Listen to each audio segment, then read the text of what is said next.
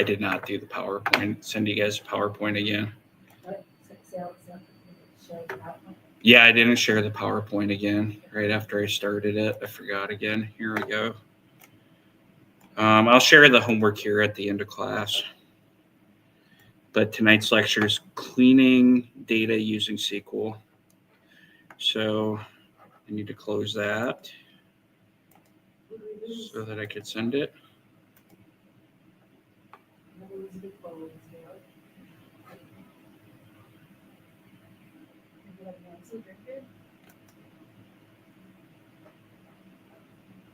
Yeah. We do not, it seems. May have lost him. Yeah, the video, at least if you missed class, the videos are still out there. So you still have a chance to. Well, they're not going to ever take them down, are they? No. I think their class, go look at it real quick. But I think there's some from when we started recording these in 2020, maybe 2021. Oop, I need to send everyone the PowerPoint lecture. Okay. All right, I sending the PowerPoint to everyone so you can follow along. Have another homework for tonight, but I'll share that during the third hour of class. Okay, so we'll go ahead and get started. Right. Welcome, class, to joining and merging data. I'm Jeremy Bergman, the instructor for Data Manipulation and Management, also known as SQL101 in Omaha Data Science Academy. Tonight's lecture is not joining and merging data. It is lecture 5. Standing up.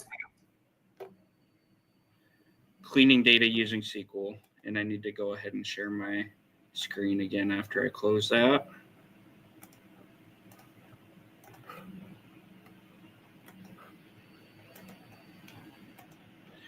So cleaning in data using SQL is tonight's class. So this is a class that takes all of the skills that you've learned so far and applies it in a way that a data analyst would typically utilize those skills on data that's in a relational database. So specifically the type of things for cleaning up data for analysis, the type of things that you'll do as a data analyst. We'll do things like removing duplicate records from tables. Even if you have a primary key, sometimes you have records that are kind of repetitive for analysis that you don't necessarily need. Being able to identify those. Filling in null values is often useful if you're creating models. So if you're doing machine learning or AI or predictive models, how do you handle null values? We'll learn today about wildcards and regular expressions. So working a lot with text to be able to get like substrings and parse data or parse character information out, and then even do things like cleaning up addresses or capitalizing names. Some of those functions that you saw in the second class, specifically like your scalar functions that edit data one by one in a column. It goes one by one and changes each instead of a column function or summary function. We'll be using quite a bit of those tonight on integers. We'll start to learn how we can format numbers, different numbers, floats, and integers, how to manipulate text, and how to work with dates also. So a lot of the types of things that you need as a data analyst to do analysis. And just overall in general, good skills to have. Even, I mean, in this class, the data is pretty clean, but once you get out into business world, even systems don't necessarily provide the cleanest data.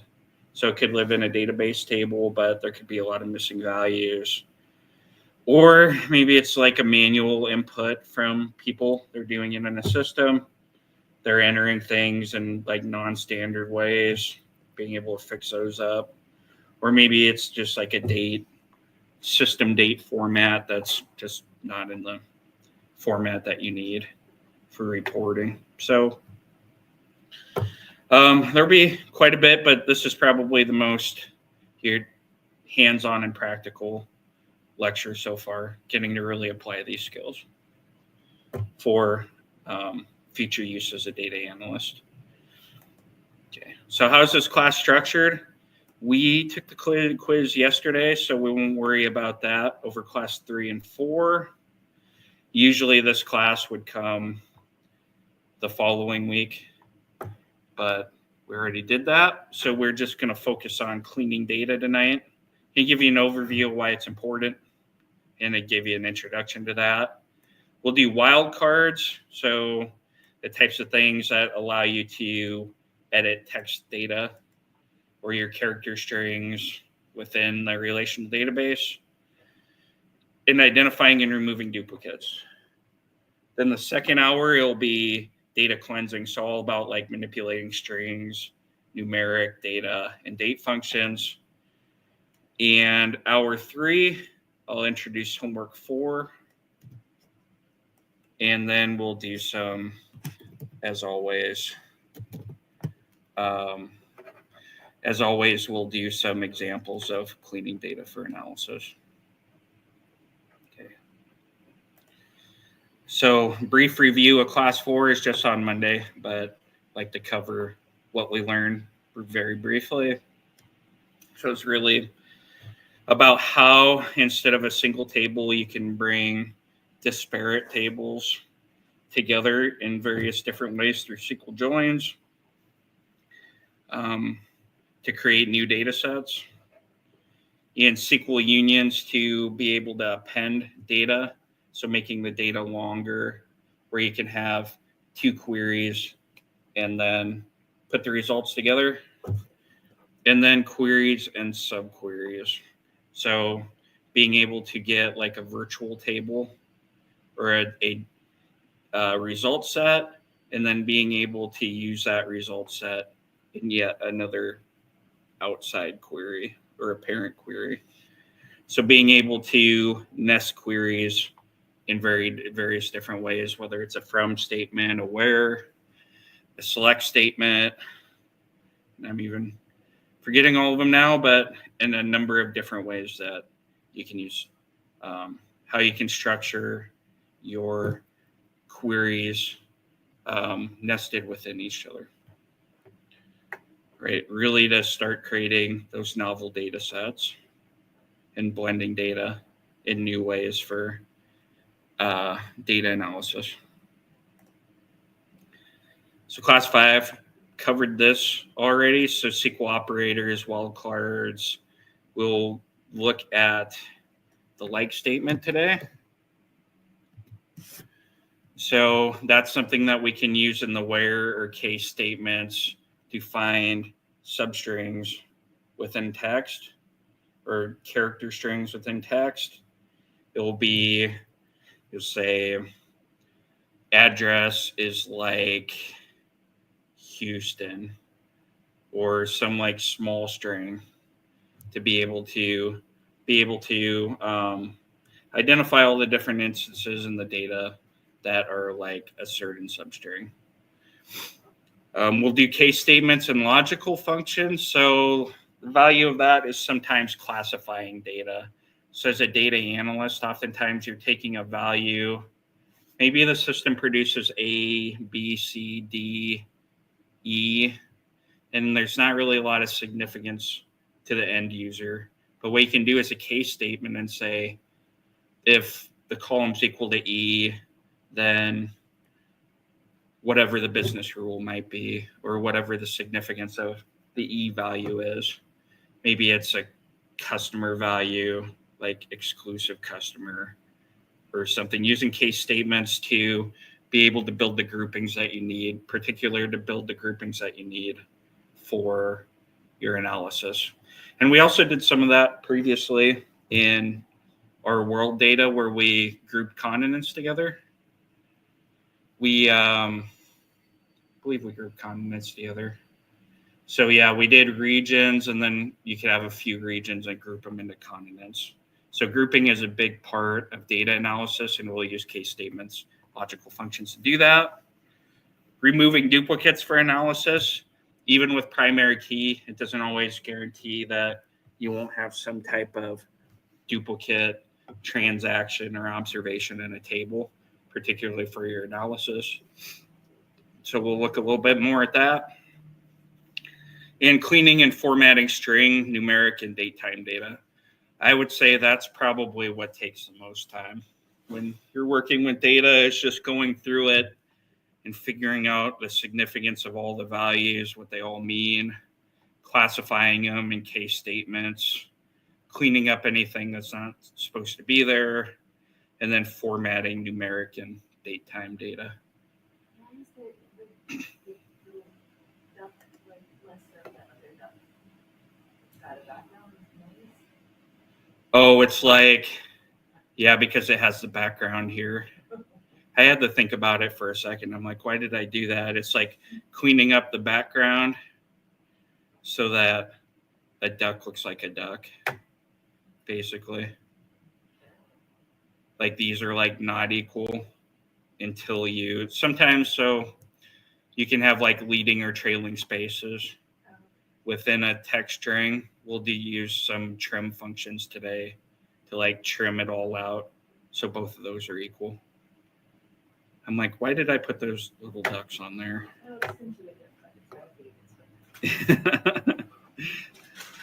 Usually I try to put something on here that's always meaningful. Sometimes I put something silly on here, but grab people's attention. But that one's meaningful. Okay. So what is cleaning data? Why is it important?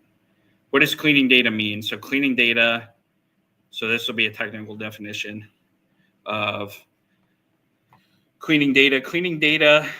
Data cleaning is the process of confirming the validity, accuracy, completeness, consistency, and uniformity of data. So these are typical like data terms that you'd use. So validity, I have some notes if you follow along here in the notes portion of the slide, but validity is the absence of differences between data items representing the same objects. So making sure like systems are producing valid data, like the data that they're supposed to produce. Accuracy would be the degree to which data item correctly describes the object in context of the real context and attributes. So if you're doing some type of measurement, oftentimes you'll hear the term measurement error. Is a system producing accurate information that actually represents whatever that real world context or that real world event is. Completeness is probably the most straightforward one. How complete or is the available data? So if you have a bunch of null values, maybe they're supposed to be there for a reason, but maybe system's not capturing them. One of the things we'll talk about today is handling null values. And it really depends on the context. But completeness of data, consistency, so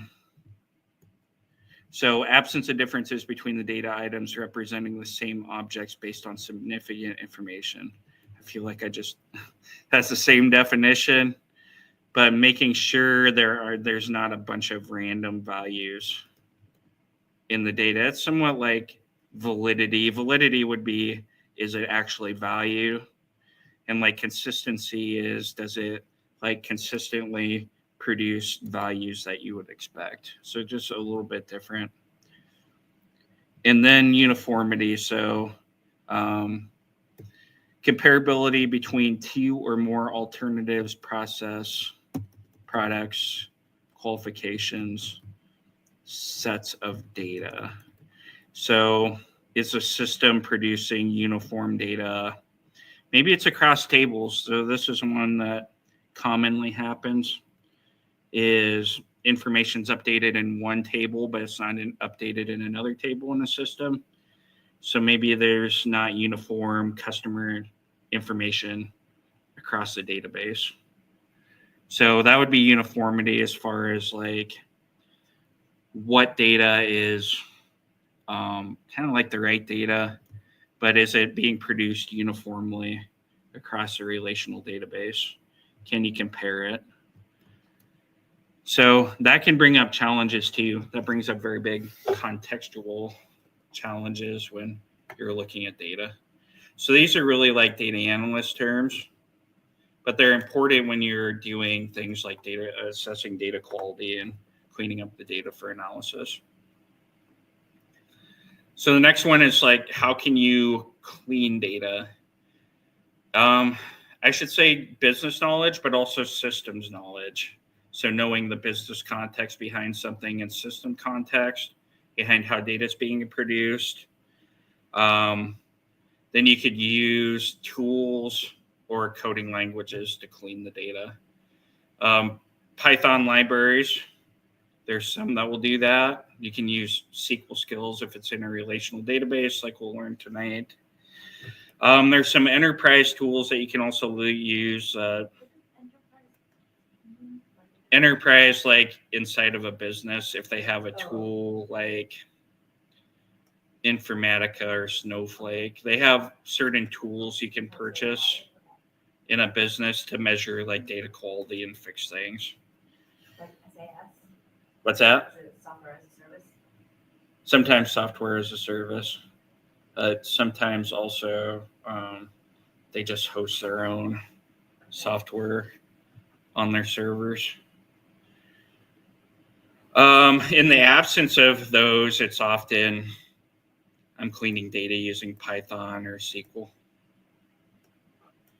And then what about the programming languages? Like I use Python quite a bit because there's so much flexibility and existing libraries and tools to be able to manipulate data there. Sometimes you have to clean the data before you can even get it into a relational database. So cleaning it with Python first and then loading it into tables is something you can do.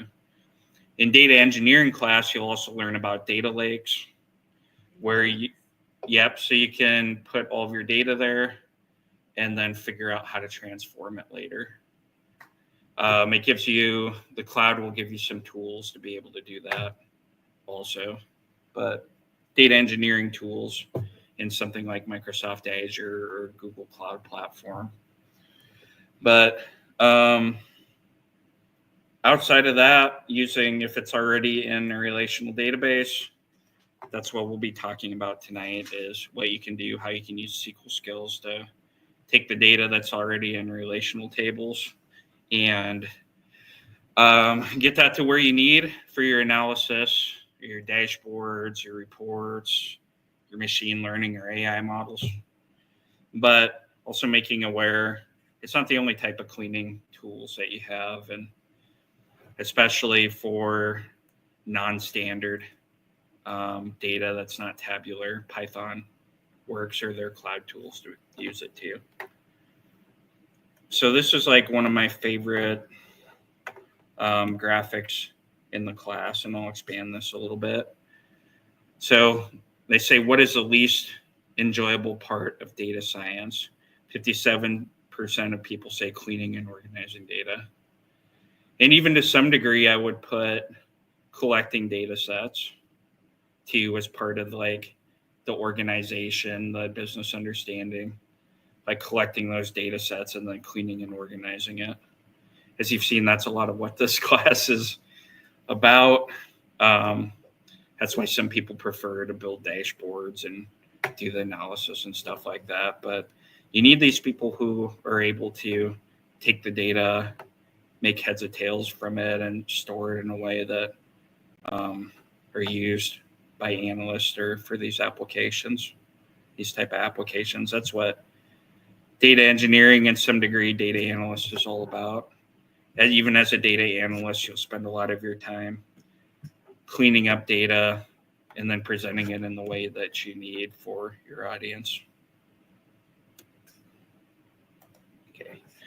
So what are the goals of cleaning data? I listed a few of these that we cover in this class. So in class 5. So removing unwanted observations.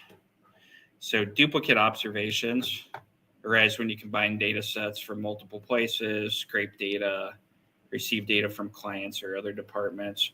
And even sometimes systems generate these duplicate observations. There are a ton of ways duplicate observations can exist, especially through manual entry. We'll take a look at how to identify them and then correct them or fix them. Or irrelevant observations and outliers, some that don't fit the specific problem you're trying to solve. That might be like your where clauses, where you exclude certain customers or transactions. You're trying to focus in on a particular subset of the data because of the problem that's being asked. Sometimes outliers when you're doing data science work, modeling, or creating predictive models or machine learning. Sometimes you'll want to remove outliers like extreme values out of the data set that influence the predictive nature of your models. So that's where maybe there's not quite as much consistency. The system or whatever data set that you're using, there's not a lot of consistency in the data, and it highly influences the model, and you remove some of those observations.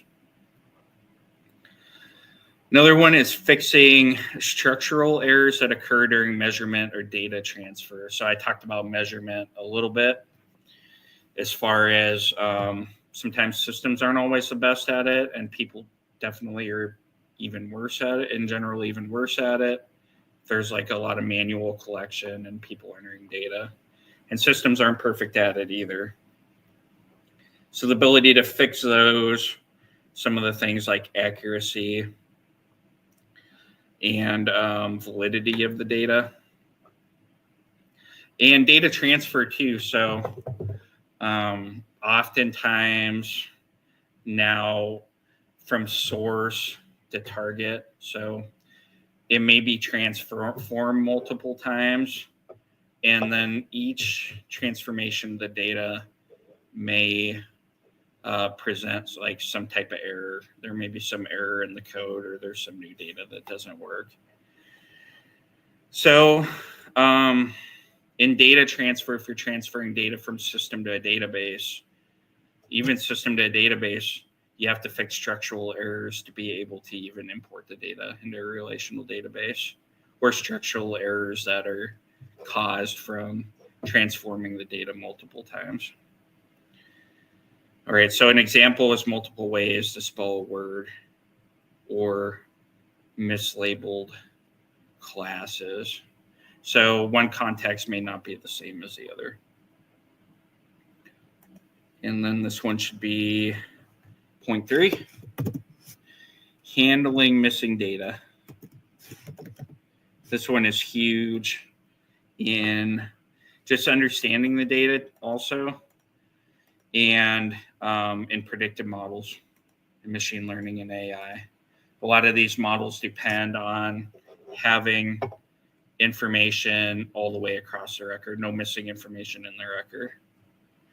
So some things that you can do is you can just drop those observations, or there's a thing called imputing it, which we'll more or less do tonight, is if there's a missing value, what value do you put in its place?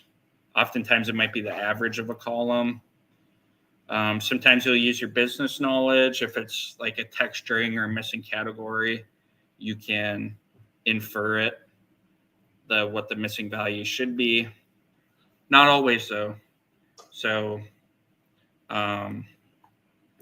that's really where it takes, like we said on the last slide, business knowledge and system knowledge to be able to clean these data, which is what makes data analysts so valuable, is that domain knowledge. Right, so there are other possible ways to clean data. through statistical methods and imputation. But these steps will always be performed on any data set that you analyze. In all my projects that I do, I talked about just having a set process.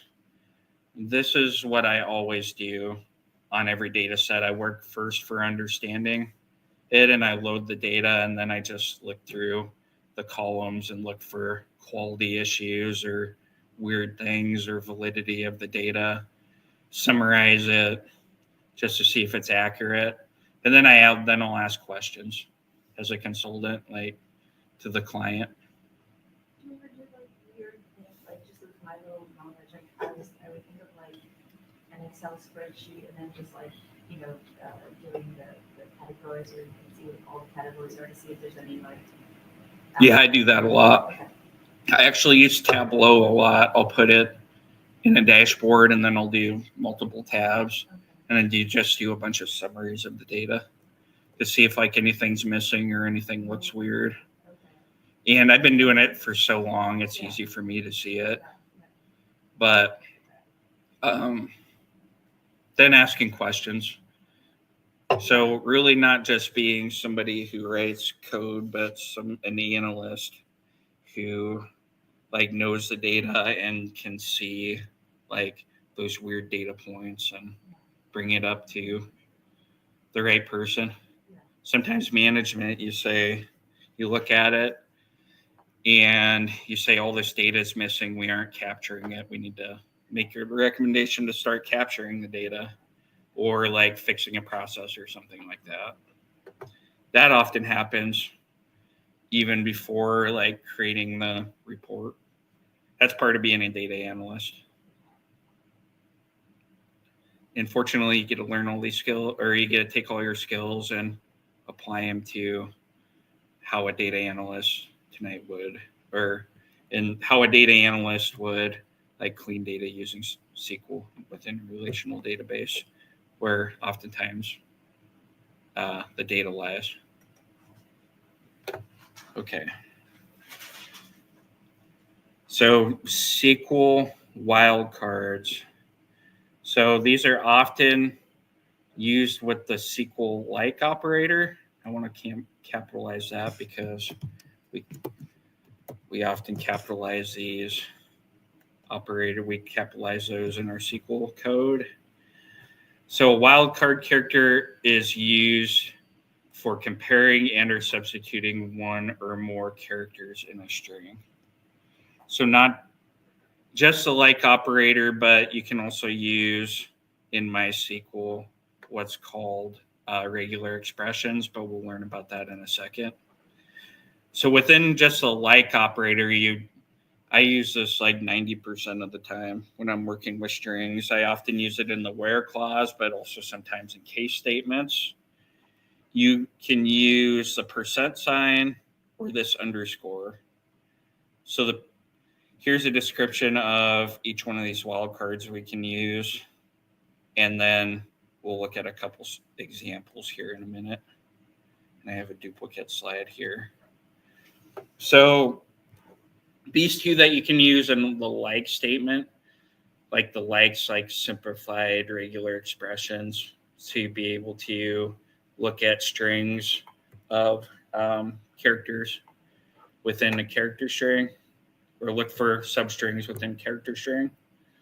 So you use the % and this underscore.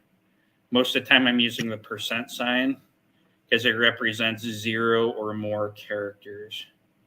So if you did a column, say you had a color column, so you say color BL and %. It's going to go through each record in that color column, and it's going to find anything that's BL, black, blue, and I guess blob's not a color, but you get the idea of any character. If it starts with those two characters and anything after it, it's going to return those values. Yes, Celeste? Can you specify, I know the color will be color, but could you specify BL percentage and then number of characters in the word? Or that wildcard just leaves everything open? That wildcard would leave everything open, but you could do a trick. If you did this, something like this, BL %E, it'd be like any number of characters between that. So it starts with BL and then ends with E, and it'd be anything in between. But you can't like specify your wildcard spot. That's why it's called a wildcard.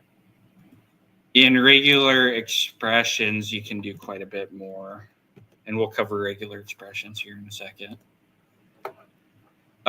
With the underscore, it represents a single character. So instead of one or more characters, this is probably more, Celeste, how you would do it, like the next 3 characters. And you could combine percentage signs and underscores and everything too, or have even more than one in a string.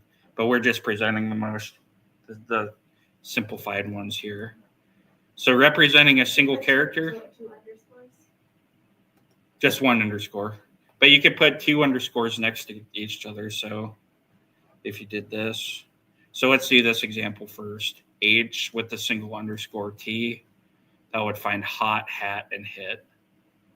So like basically it starts with an H, any letter in the second character, and then ends with T. But you could put another one there. So you had 2 underscores, and then it would find hoot. Okay.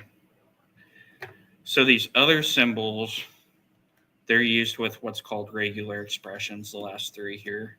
So regular expressions is like an advanced, you can do things that are more advanced, like specify ranges of characters or vowels, or like not those characters in the second letter.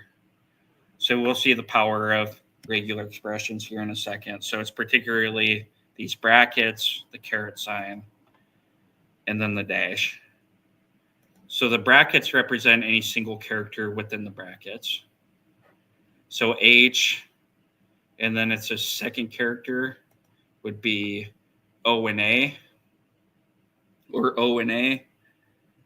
If it's either one of those and then ends with T, you notice you'll find hot and hat, but not hit. Because you'll find HOT, HAT, but you don't have an I in there. Find HIT. And imagine you can do like a number of combinations with all of these too. And we'll see some examples of that. A character sign is a not. So it does like the not character in the second. So it's just a logical not, just like you would use in your where statement, but you're using it in regular expression. So it's a caret. So if you did H with the caret O and A, it would be anything that's not O or A in that second letter. So you'd find hit because that's the first and second letter, and it is not in that list, but you would not find hot and hat. And then last, you'll find a range of characters. I probably use this like the third most if with regular expressions. So if I'm looking for just like, that's a good question. I think of a good example here. I always think of addresses. I do a lot of work with addresses. Or maybe you're just getting first names or last names. You could do anything that starts with A through N and then put a % sign in there, and it would return the first character, like all first names with, let's just do A-B, all first names that start with, or last names that start with A and B, and then any number of characters after it. But it can be a range of characters. So this one would be if you had the first character C, last character T, and the second one is A through B, it would find cat and CBT. What about like the difference between Nick and Mac? Like in Mac and Macmillan? So like an MAC versus MC. Yeah. Yeah, you could find that. Seems like a common one. What would I do there? It really depends on what you're doing. So like trying to find a last name where it's Mac. Oftentimes I just use the percent signs. If it starts with Mac, I'll do MAC and then percent sign and use the like statement. But you could do something fancy like, I don't know, you could use any number of regular, if you're a fan of regular expressions. Like M, second letter is A, and then C. I don't know why you would do that, but some people prefer regular expressions just as programmers, and there's a lot more power behind it. So let's go ahead and like see a W3 Schools example of this. Let's do the like statement. I feel like these percent signs, and oftentimes I do like percent signs on both ends of this. So like if you were looking at customer name like Mac, that'd be any number of characters before and any number of characters after. That's what I use by far the most. Another question here was like, do other countries use SQL in English? No, they'll use it in different languages. Okay. They'll use different what's called code sets. So like from the in France and to the or like Yeah. they don't work English. Yeah. And then like also other countries like they have like very different naming structures than America. Like if you're working at a certain kind of company like Alden or Eldon, that would be like two different words. I don't know if you feel very help with that. Say that one more time. Sorry, I was bringing this up. Other countries might have like, different naming structures, like Alden and versus Eldon, like like a double, a dual last name, which I don't know if you've ever- If you're trying to find both of those, Yeah. sometimes, I don't know if MySQL has this, but sometimes I know Microsoft SQL has it. It's called a sounds like. And it'd be like Alden and Alden. It would find both. I don't believe SQL Microsoft, or I mean, MySQL has that.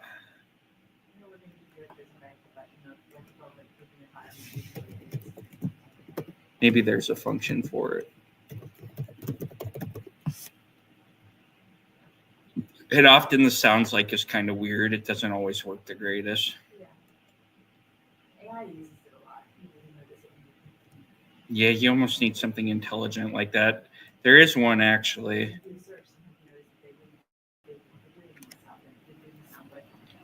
Yeah.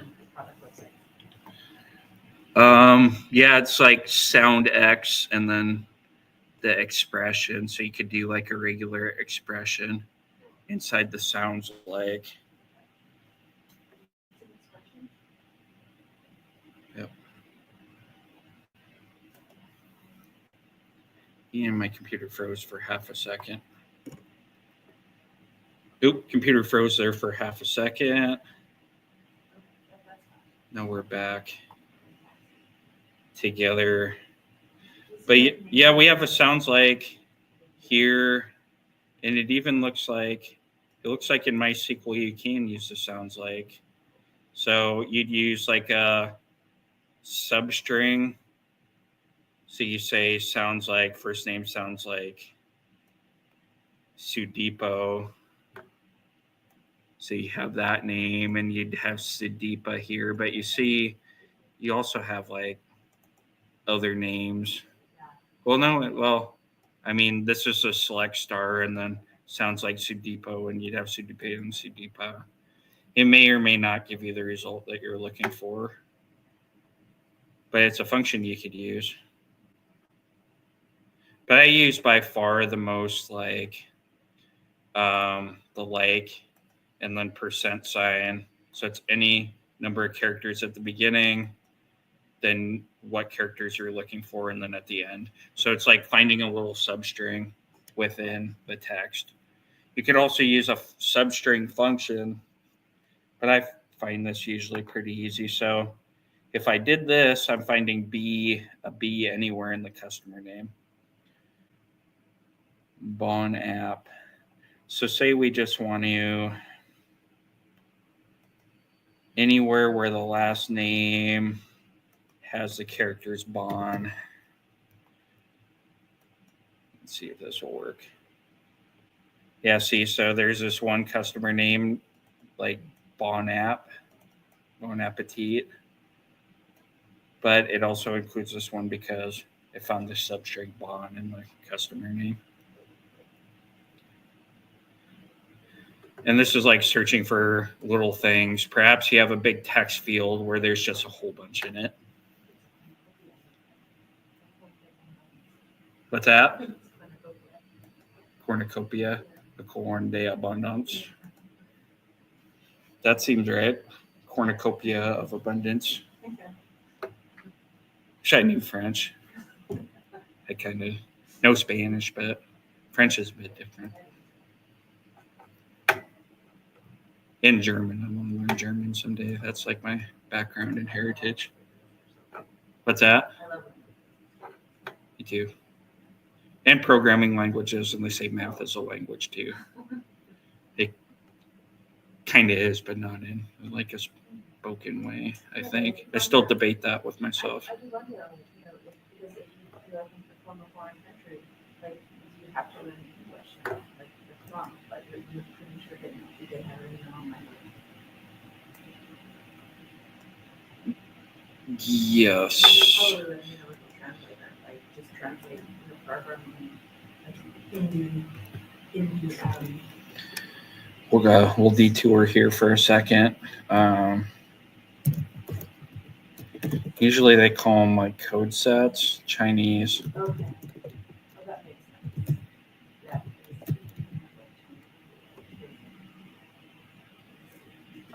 SQL Server database to handle Korean and Chinese.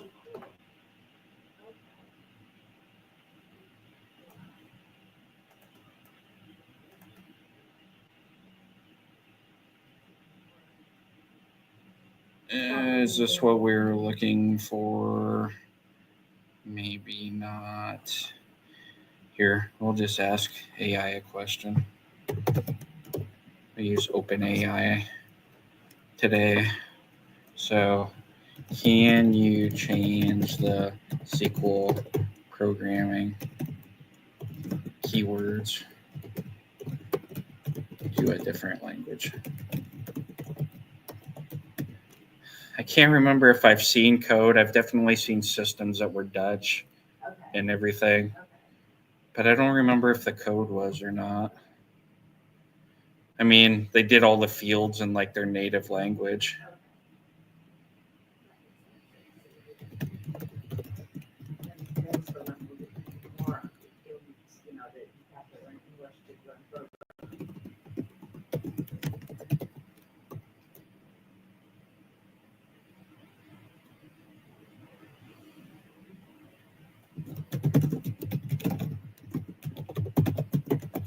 I have never been asked this before. Selection R and donde. You can do Spanish like donde from where the table is.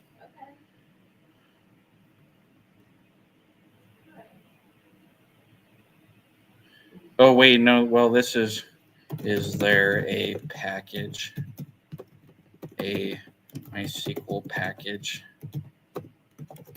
I can install to do this? Oh, it doesn't have the built-in package, but you can use like middleware or some GUI GUI. like, But usually even for at security, for like, like those people who are like checking, like keeping cybersecurity, like, and the code's written in Chinese, like, they must have tools for it.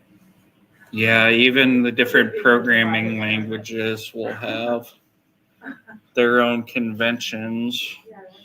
And SQL, like, even if it's in a different language, you'd eventually know like what all the clauses are and everything. It'd be just more of a preference. I'm just wondering. I don't know. I'll ask that during break if in different programming languages. Yeah, I'm just curious because like how the internet works. There must be some kind of translator because we're using like websites from all over. I'm pretty sure HTML doesn't. Yeah. Like if you did tags in a different language, that it wouldn't translate it. Yeah. I don't think C++ does either. We have the advantage because English language is Yeah. really dominant. I'll look at it. I'll go down the rabbit hole. I appreciate that. I'll go down the rabbit hole here during break. Okay, so I want to get through removing duplicates. So we have wildcards. I did bring up a little definition here in my web browser about regular expressions. So about regular expressions and how they differ from like. I didn't quite get the slide put together as wanted to include it, but how are regular expressions different than your like statements? The like only allows you to do like the percent and the underscore, which works for you most of the time. But if you need to find a complex pattern, you may do a regular expression. Regular expression works really a lot differently depending on your database interpreter or database management system, which is why I don't go into super detail about it here, but no, like regular expressions work differently with the different databases you have. But how you can do this in MySQL, you can use these different symbols. And you can use this keyword word email regular expression. And then you could see you use like a .star@gmail.com. So you're looking for any email address that basically ends in gmail.com. So the dot would be like a dot and then any character and then @ Gmail, and then you do backslashes. So it's way more if you're used to programming languages. You're used to programming languages, so regular expressions become more, could be more intuitive to you. The practical examples are finding email addresses with specific domains, validating phone number formats. So you can do a phone number format, making sure like the first digit is 0 through 9, and then it has a dash. And then it's 0 through 9 for the next 3. So this is how you would do that, Celeste. How you could do 3 characters. You can use regular expressions. You say the first 3 characters have to be 0 through 9. And then you use a dash. And then 0 through 9 for the next 3 characters. And then dash 0 through 9 for the next 4 characters. So for the next 3, okay, so it's 0 to 9 for the next 3. I see.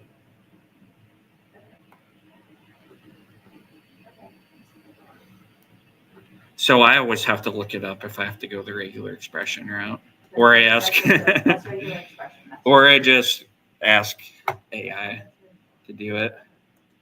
So that's regular expression, but you're showing me the 0 to 9. Yep. Or fighting product codes that match certain expressions. So this would be like A through Z for the first 2 characters, so forth. It could be really hard.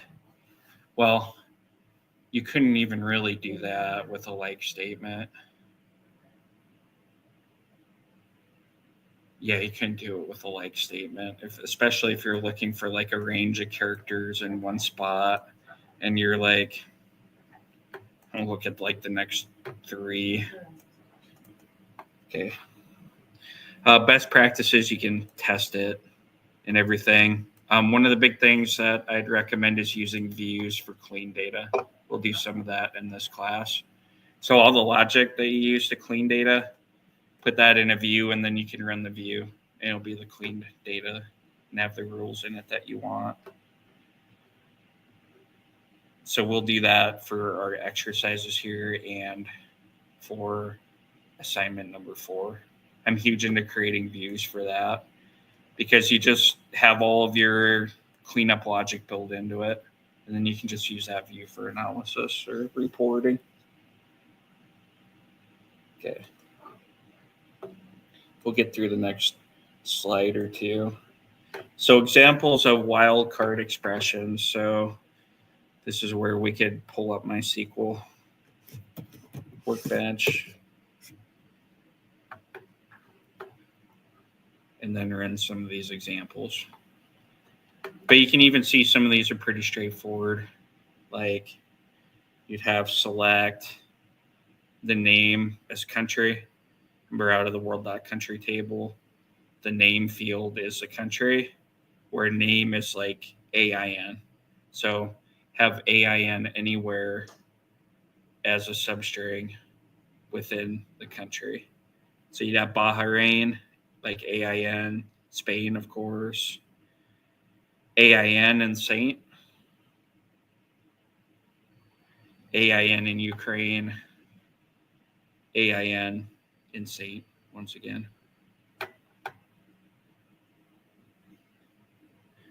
So you could do all cities starting with any character followed by ton.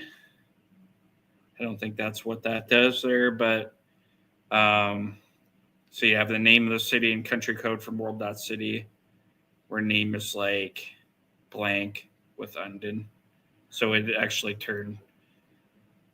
return London twice, but you see for Great Britain and Canada. Let's actually do one of these examples too. For some reason, my SQL workbench isn't pulling up on my computer. I may have to do this during break. Restart my computer. May be a while since I did that. Here's one with a regular expression. So finding all countries starting with a Z or a K. So name is country from world.country, where the name regular expression. And you notice the caret sign is there, but that's not a not. If it's at the beginning, it starts the regular expression. And then the first character is Z or K. I believe that's what that is. So that caret, it's not a not in this one. It's just like the start of the regular expression. And then in the bracket, it has Z or K. So it's looking at the first character as Z or K. And then it returns Kazakhstan, Kenya, Kyrgyzstan, Kuwait, Zambia, and Zimbabwe. Let me double check that though. And regular expression is different than is the opposite of what? Well, it's like the like statement, but it's more advanced where you can use these other options. Is like an opposite of regular expression? Like shorthand? Is regular there's like the sounds like, I guess. Is regular expression the opposite of shorthand, like shortcut? Or not that right? Not sure what you're. But is like regular expression in the concept of regular expression the opposite of the concept of shortcut? Or no? Like, is there a shortcut that the regular expression is the long way of doing it, and there's a shortcut? Like there is like the like. Does that exist in SQL? Like a shortcut version, and then The like would be kind of like a shortcut version. I find it a lot easier to use because regular expressions are always specific to whatever database system you're using. Okay. So it's like always different. Okay. Searching regular expressions. If you're a programmer, regular expressions are more intuitive to use. So if you've taken Python, you have a regular expressions. You have a whole regular expressions library Okay. where you can do a lot to search within text. Why is it called regular expression? Seems like you know what I don't know. Computer scientists came up with it. So this guy, as part of his work describing regular languages, using a notation called regular sets. So I called it regular expressions to help parse languages. I don't think there's really any shortcut to it other than like. It's just a way to pretty much codify text. That's great. And You need to know, I don't even know what questions to ask. yeah, you can learn anything. This is AI is my buddy. Okay, I'm going to take a break there because my SQL workbench does not seem to be starting up for me here. So I'm going to briefly leave the StreamYard broadcast. I won't end it though. I'll give everyone a 15-minute break to come back at 7:30. I'll have my SQL workbench back up, and we'll go over some code examples with these regular expressions, and we'll finish up the rest of this lecture. So I'm going to restart, give everyone a 15-minute break, and see you back on the StreamYard broadcast then.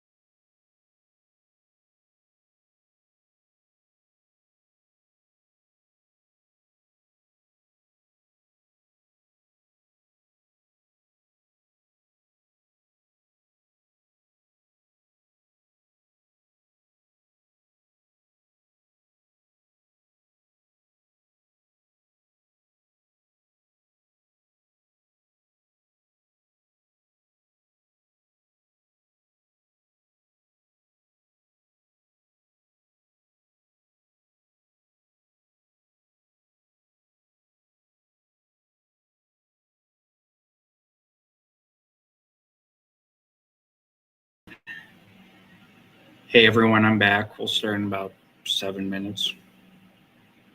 Have a few things to share that I researched while I was getting this started back up.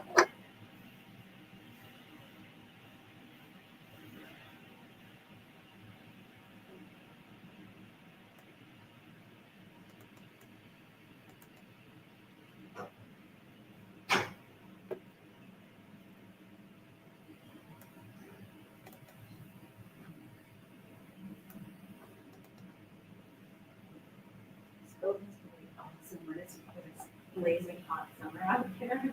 This building? It's cold air pollution. It is. I did turn on the air conditioner.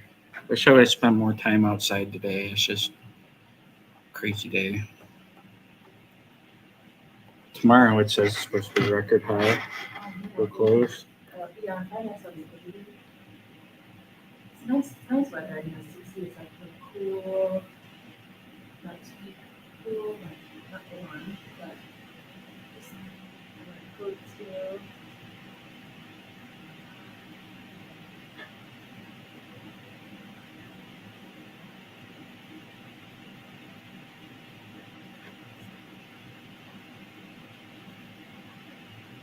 Hey, Jeremy. Hey, Madam, just got your message. So you don't have access to be able to create databases within this MySQL server environment. So you can create tables and views and all those things inside of your schema,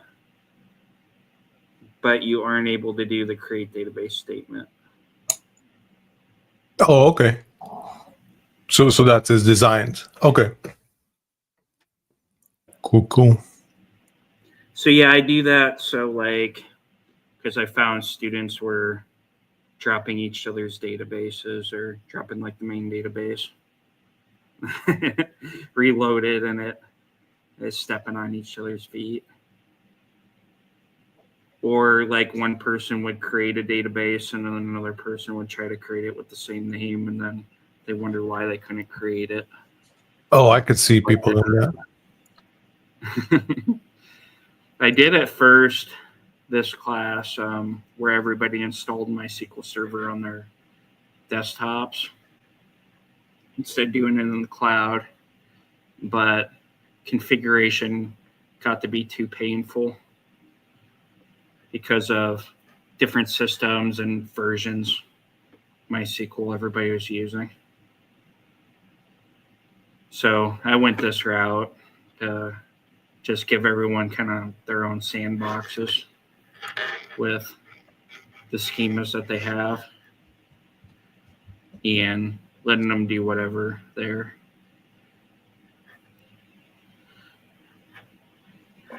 Sounds good. And not being able to create other databases.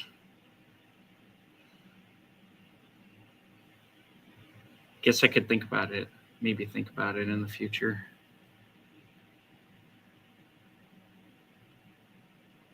I don't know how you would limit it though, without impacting the other databases or stepping on each other's feet. I have to really think about that.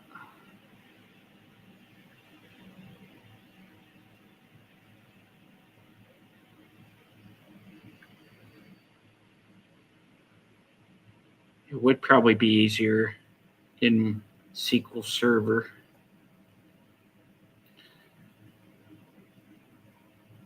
MySQL or Microsoft SQL Server, because you can have a database and then a schema in a database. People could just create all their own schemas inside of their database. But that would involve changing all my notes and the syntax, all the notes. And I did MySQL because MySQL's free. It used to be open source, but Oracle took it over. So it's not it's not open source, but it's still free.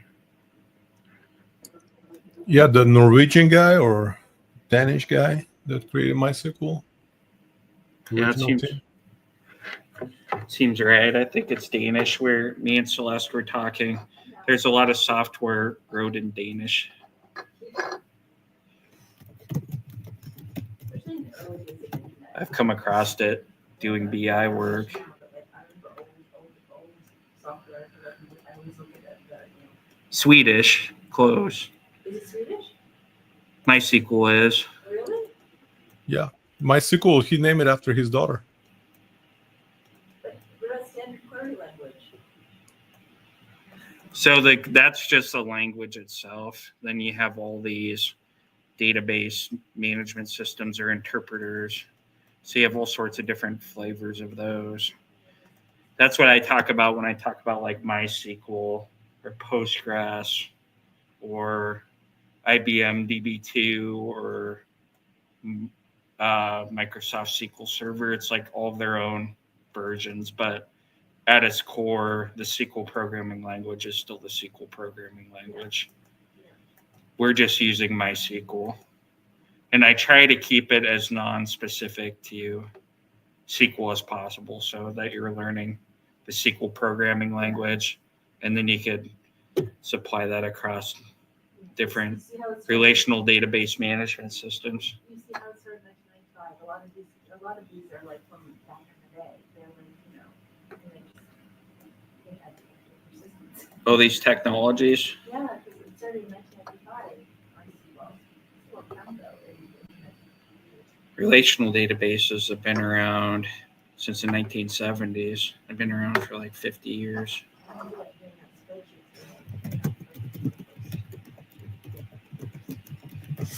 When was the relational database invented? June of 1970 by this guy, Cod.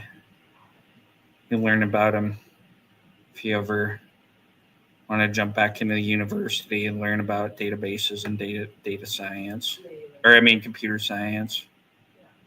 He has its own database relational models and normalization techniques and calculus. You get into the theory of it. There's a lot. There's a lot that goes on under the scenes of these relational databases. A lot of math and algebra and proofs, mathematics. So it lasts the test of time, 50 years of the relational database. Yeah. And Oracle has their own relational database too.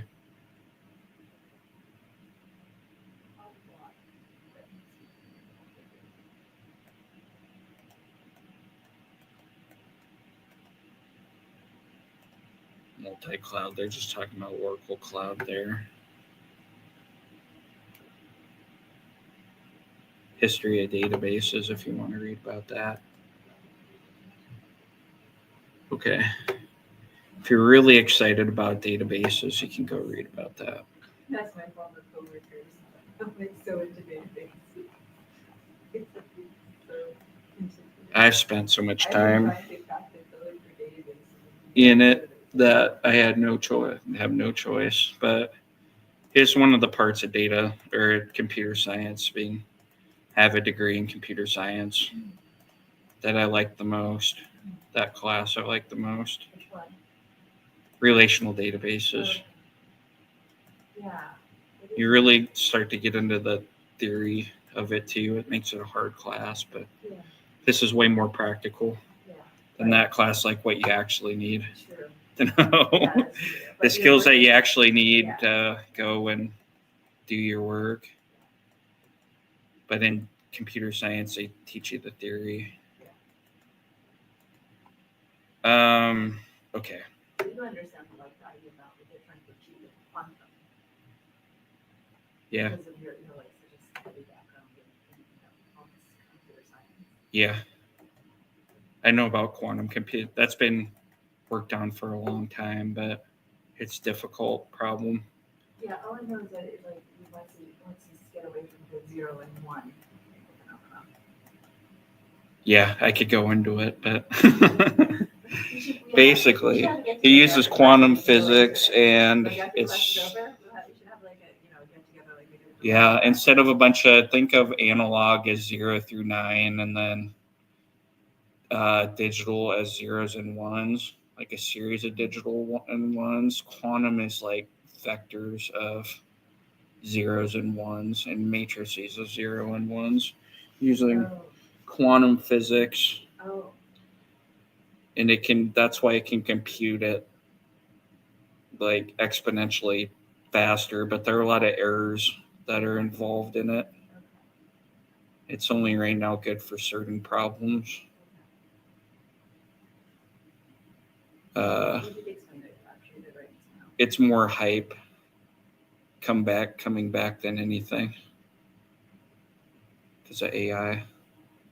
But if quantum computing breaks through, that just changes all of computing, really. But people have been working on that since at least the 1990s. You have to have like the perfect environment for it. You have to have like a computer that's in like negative 100 degrees Celsius place, and like all of the like quantum mechanics under it like have to go right. It's like really like probabilistic. I see. Lots of errors. Oh, okay. That's the best way I can explain it. It's That's a good way of- complicated that's a too. great way of explaining it. Your background in statistics and computer science. It would open up. That's where AI would really explode. I mean, it does now. Right. The way you can learn, but there's limits on computing power. Once again, like have been ran into throughout the history of computing. But now we have better computers and can crunch way more data and everything, but still not quantum computing. I'm not too worried about it until like somebody like really starts solving like a whole class of problems instead of specific ones. They can say, "Oh yeah, we did this one encryption thing," but it doesn't really tell the story. It's complicated. I teach a class, quantum computing class. Ask Nate. Teach a quantum computing class. You do? No, I can teach almost anything. Wow. It'd be fun, but there's not really any practical use to it. Although IBM, I think you can use their quantum computer.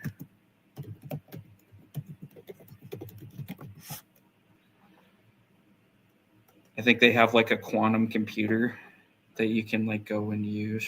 Oh, cool. Like, can you do it? I'm not sure where it is, but it's pretty basic. I don't even know for sure what I would do on it.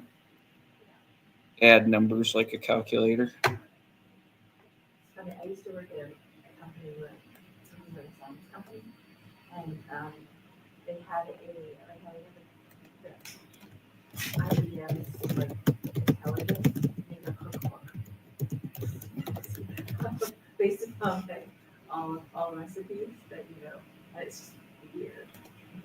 I better get started on this pretty fast, but But that's like an interesting kind of application of it, right? making a cookbook. Yeah, trying to like infer from recipes like what would go together. Cybersecurity is probably one of the biggest ones, and with encryption. Okay.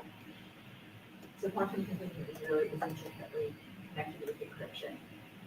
Yeah, any problems that are super hard, like in computer science, that they consider super hard, Yeah. you would start solving classes of that, which would just change computing, really. Batteries. How to optimize batteries and semiconductors, like Yeah. RNA and DNA analysis would probably become like a major area. Drug and chemical research. If you're able to do that, you could sequence whole DNA strands. So I do have a In background in moments. science too, so that's why I'm really excited about kind of putting them together and like working, because I do have a background in DMA and RNA stuff. I don't think it's coming anytime soon, but who knows? Who knows? We have literally a paper where the computer came up with an answer to him based upon AI. Oh, AI, yes, but I meant quantum computing. Sorry. Okay, I'm gonna get started. I gotta get through this thing in 7:44. I'd love to talk computing, but I'm interested in it. It's been my life.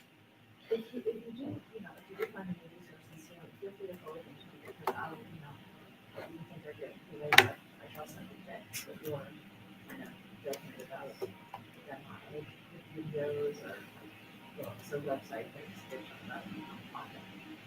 Times they say technology sometimes happens suddenly, so who knows? I don't see quantum computing happening because there have been a lot of people working on it for a long time, but who knows what breakthrough they might make. Okay. All right, let's do this. We'll go ahead and get started here again. I'll share my screen. Let's go through some of these examples. I also did look up a couple of things here about regular expressions just to make sure I'm fully informing the class correctly on this. So with the ChatGPT, looked up regular expressions and what they are. So we talked a little bit about it before the break: searching text, replacing, validating like email addresses and phone numbers, extracting specific portions of text. And then why is it called regular expressions? But I went a little bit further to answer your question, Nancy.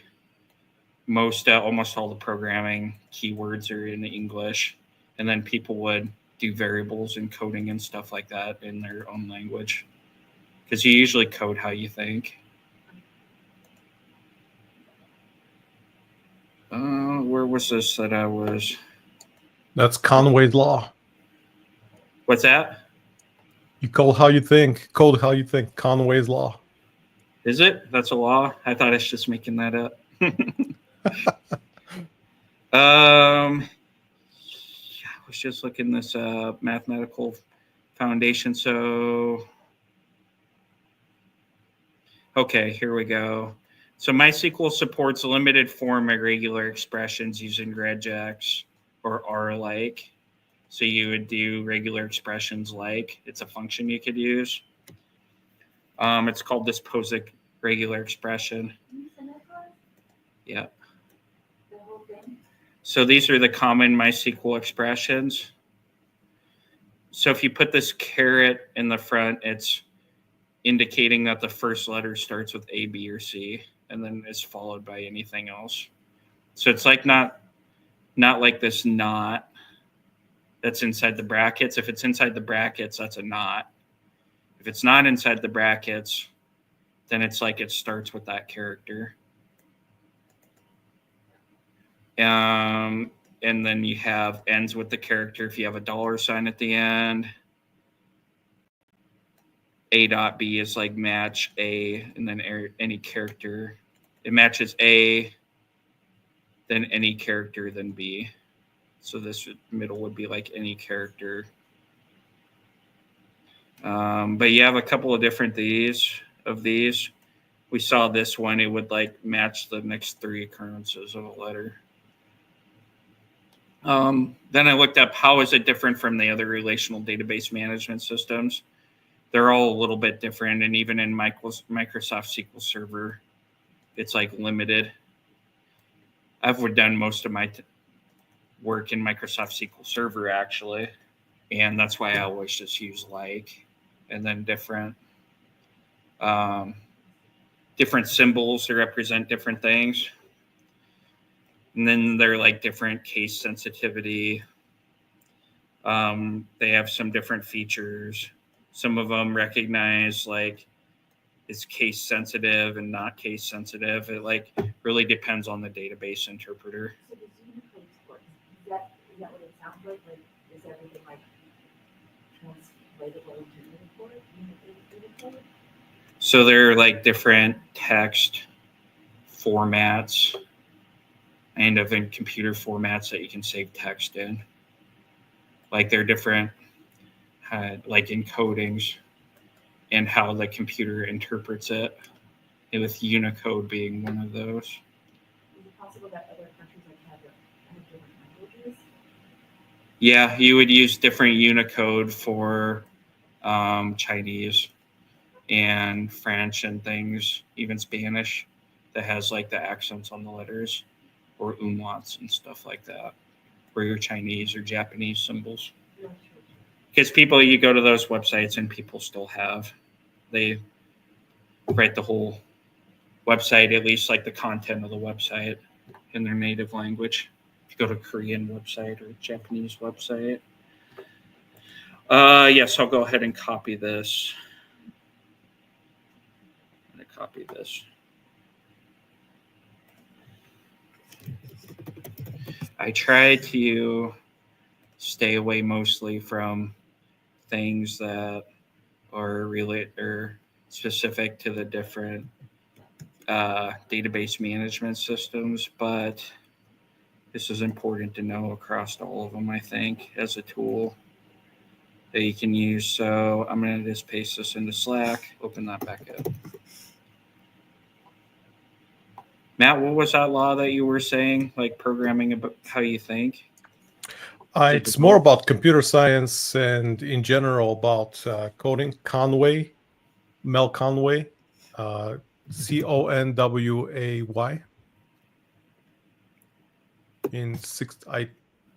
taught this for years. So basically, the way people think and the way people communicate is directly is expressed in their culture, and how code eventually trickles into code and the other way around.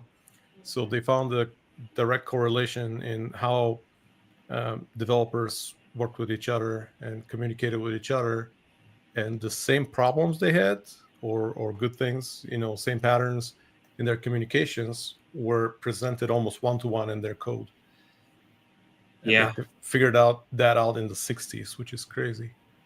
Yeah, I could see that even being able to speak some Spanish, just the interpretation of some things isn't direct, and the translation of it, I forgot what that's called exactly, but like if you say something, it kind of means something different in a different language. You have to think about it differently than you would like say it in one language. So it actually impacts like how you think about things. And Matt, I'm sure you know that from like being being a native English speaker. Oh yeah. Like there's like not the literal translation. You think about it differently when you say it in different language. Yeah. Huge difference. Have like past tense. They don't have past tense. In Chinese, they don't have.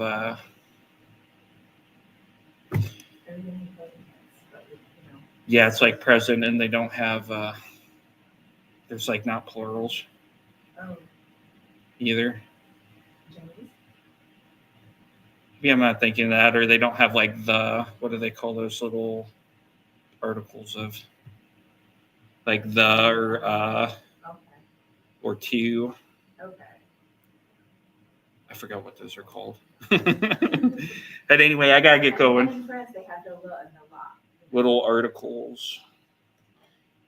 That's not quite right, but okay, I gotta get going. We gotta get going, or else we'll never get to the exercise. Prepositions. Yeah. Yeah, the Eastern languages are very much different than Western languages. That's a whole different creature. Okay, so like operator, AIN, we saw that. Okay, any character followed by London is London. Let's try that other example that we actually had in that slide. Followed by ton. So all cities starting with any character followed by ton.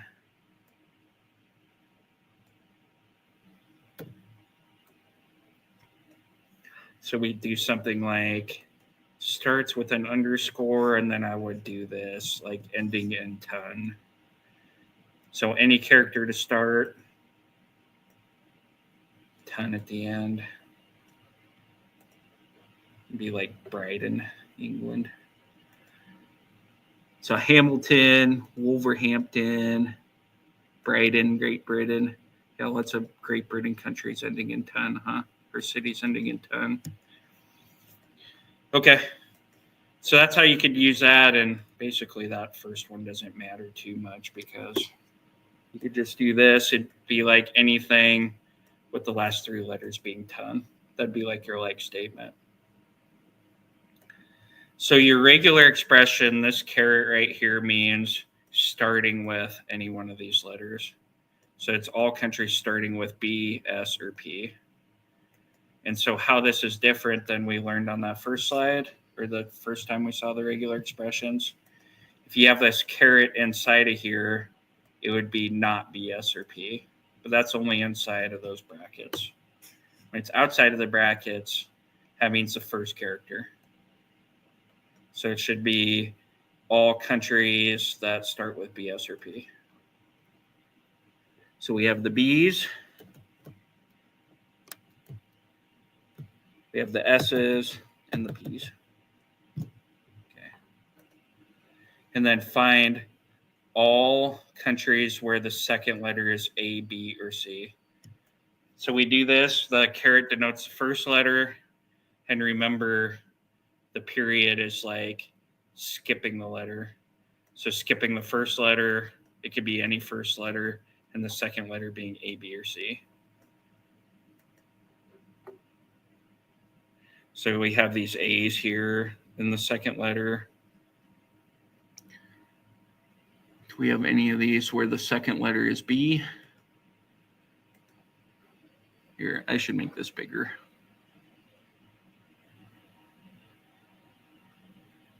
A, B, or C. Pretty much all these are A's.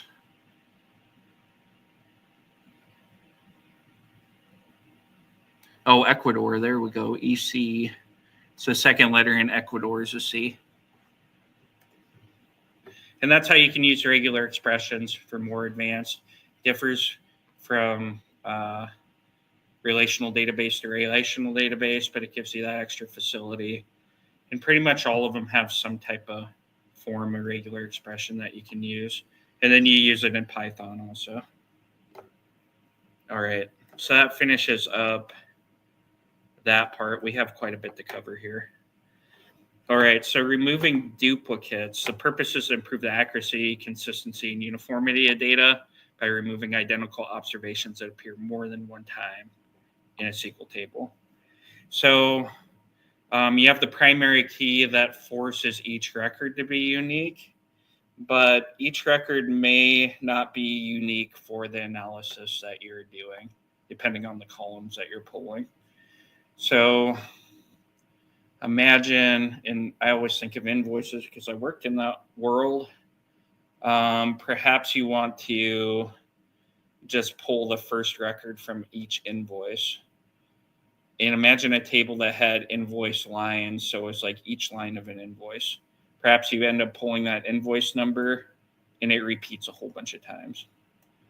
And maybe you want to be able to get rid of that. So there are 3 methods that you can do. You can use a select distinct, like we've learned near the beginning of the class. You can use that keyword to return only the distinct values. You saw, like, if you take one column and it has repeat values, it'll just give you each one of those values once. So you can find duplicates by key. You can join a subquery to the parent query and be able to find some of the duplicates that way. I find that to be very valuable. We'll see how to do that. And then finding duplicates by aggregation. So by grouping by a certain combination of columns to be able to see how many times they appear in your result set. These are the best ways I find to be able to using SQL to identify duplicates in data set. Okay. We're going to learn how to programmatically do it. So identifying duplicates by aggregation, we'll go ahead and do that first. So just finding US cities with the same duplicate records. You do name, and then you do sum of one as count. So for each row, it's just going to take one and sum it. From world.city, where country code is USA, group by your name because we're doing an aggregate function. And then having the count greater than one because remember your having clause filters out your groups and that summary there. So if you do this, you see a few cities that appear more than one time, like Columbus and Kansas City, because you have a Kansas City, Missouri, and a Kansas City, Kansas. You have Arlington, Texas, and then what other Arlingtons do you have? Virginia. Arlington, Virginia, right? Has like Arlington Cemetery. Has like Arlington, DC. That's not right. Arlington, Virginia. Springfield, Illinois, and Massachusetts, and one more somewhere. I don't know about Pasadena though. There might be more than one Pasadena in the data set. You'd have to look at it, but we'll find a way. We'll figure out a way to do that here. And then I could run the code. It'll reproduce this. Actually, I will just run this code. I'll run it without the having and with the having. So I use this sum of one because it'll just do the value one over all of the groups that are returned. So you see you have all these cities that just appear in here once by city and district.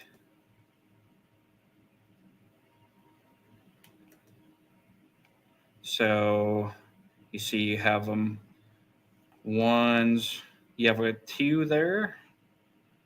I scrolled past one. San Juan and San Juan. It appears twice. Okay. So if we limit it just having count equals one, that means this pair of groupings exist more than once in your result set. You have San Juan and Hamilton and this Chinese city. So if we were to take a closer look at that, so not exactly the example we're looking at, but the same idea on the world.city table. Let's just take a look at one of these a little bit closer. They say world.city and name is San Juan and district is San Juan. So you actually have a San Juan, Argentina, San Juan, Puerto Rico. I forgot about that, actually. They both are in the San Juan district, but two different countries. And then you could do that for the other ones, too. Hamilton and Hamilton.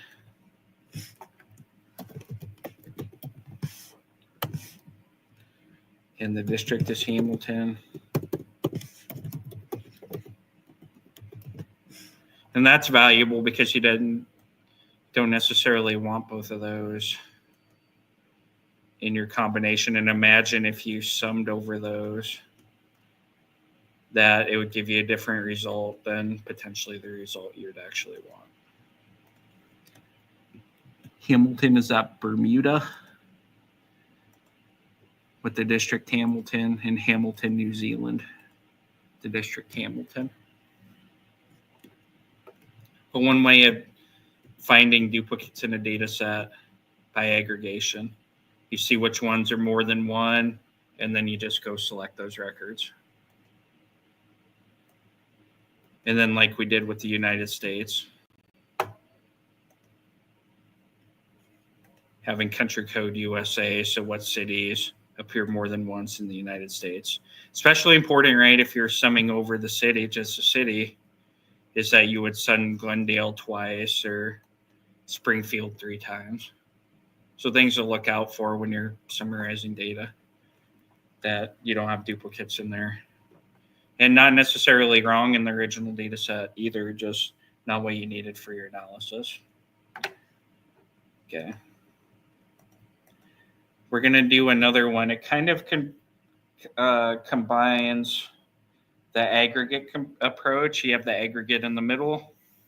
And then if you have this parent query, so you have the subquery that's your aggregate that we just ran, you have this outside query, and you join that to the original table. So this is where in the last lecture we learned that you can do a subquery and join it to a table or another subquery, because you have a result set that you can now join in different ways. So you have the name field in the subquery, you have the name field in the world.city table. You join those two, you'll get all of the records that are duplicates. So let's run this step by step. Okay, so we run that inner query like we did before.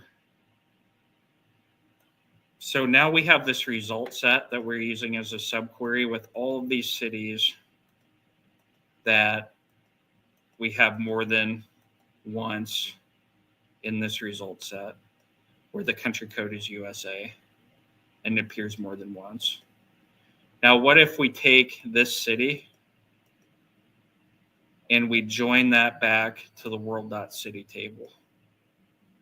It's going to give us the entire record from world.city, where this subquery is, we called city. We gave it that field the alias city, where it matches the original table by name.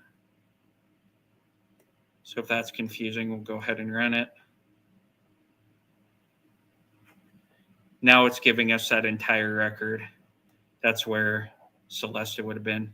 If I would have remembered what it returned, you can see Arlington, Texas, Arlington, Virginia, Aurora, Colorado, Aurora, Illinois, Glendale, Arizona, and California. I should have known that. Kansas City is the obvious one. It's Pasadena, Texas, so forth. So it takes that inner query, it identifies all those cities that have duplicates. Then you can take that result set, join it back up with the original table that you're looking at, world.city, and then get the full records of all those duplicates. So instead of doing this in 2 steps, like we did before, you can do that all in 1 step. And that's what the query on slide 9 will give you. I find I use this like all the time to identify duplicates in the data using SQL. Okay. And then you can use the distinct keyword like we've seen before. With some of these, if you're just returning those cities like Arlington and Aurora, we've seen this before in code where you select distinct, and it'll just return those single values that you need. Really useful if you're doing that over multiple columns and you have duplicates that way in your result set. It'll get you just those values, but oftentimes I just like to group these anyway because it's almost the same thing. If you group, it'll give you like, it collapses these groups into one and then it'll count how many times that appears in your record set. So basically selecting the distinct is almost the same thing as selecting your field, summing one, and then grouping by it. Because then you see all the unique values in city or the whatever combination of columns you have and how many times it appears in your result set. Duplicates can have a huge impact on a report or an analysis. You could imagine that you sum something up too many times, or your population, then it gives you inaccurate results. So one of the things you always do in every data set, like I listed at the beginning, is check for duplicate records in your result set. Okay. So that's checking for duplicates. Scalar functions. So now we are going to look at how we can clean data with some of the most common scalar functions. You have a bunch of string functions that you can use.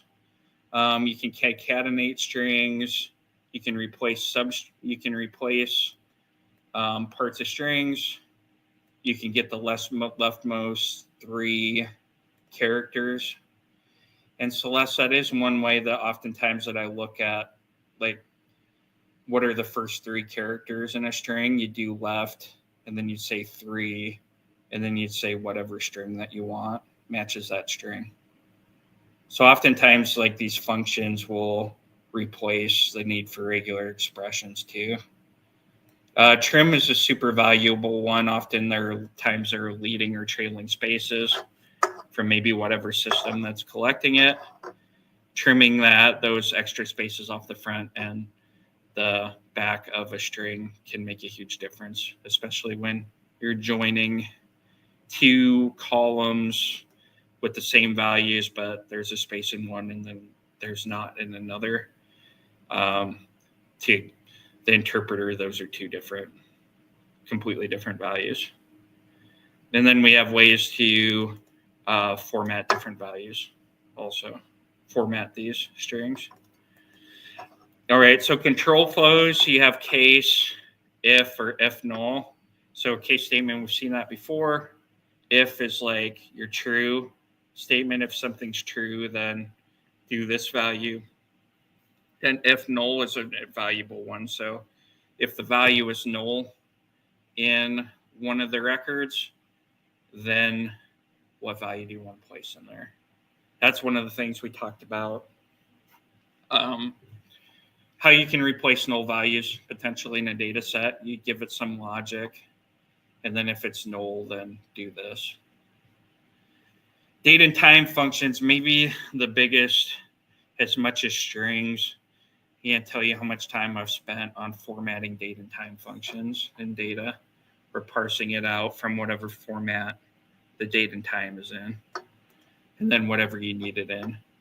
So current date is more of like, get you the current date of whenever you run the query. It's a function in MySQL that will get you the current time and day. Date difference, use that a ton. So you say, what are the sales for the last 30 days? You can say the difference between the current date and current date minus 30. Maybe you want to turn the date into date, month, and year. You just want the day out of it, the month out of it, and the year out of it. Also can be very valuable, especially in a where clause. And then you could add a number of days or hours to your dates also. And then you have a now function that gives you back the time. Comparison functions, coalesce. Coalesce is one where you can use. So if you say the first value is null, or if any one of the values are null, use the first instance where it's not null. We'll see an example of that. And then is null is a comparison in the sense that, like, you could say if this field is null, and then you could use that in a where clause, and it would give you a true or false value. Numeric functions often do stuff to round decimals into, currency, or truncate, or do a ceiling or floor, or some different types of formats. Cast is one of the biggest ones, so we'll see how to use the cast function to turn. So, question. Now, all those like words are not in capitals, like round, but we learned another time when round was in capitals, all caps.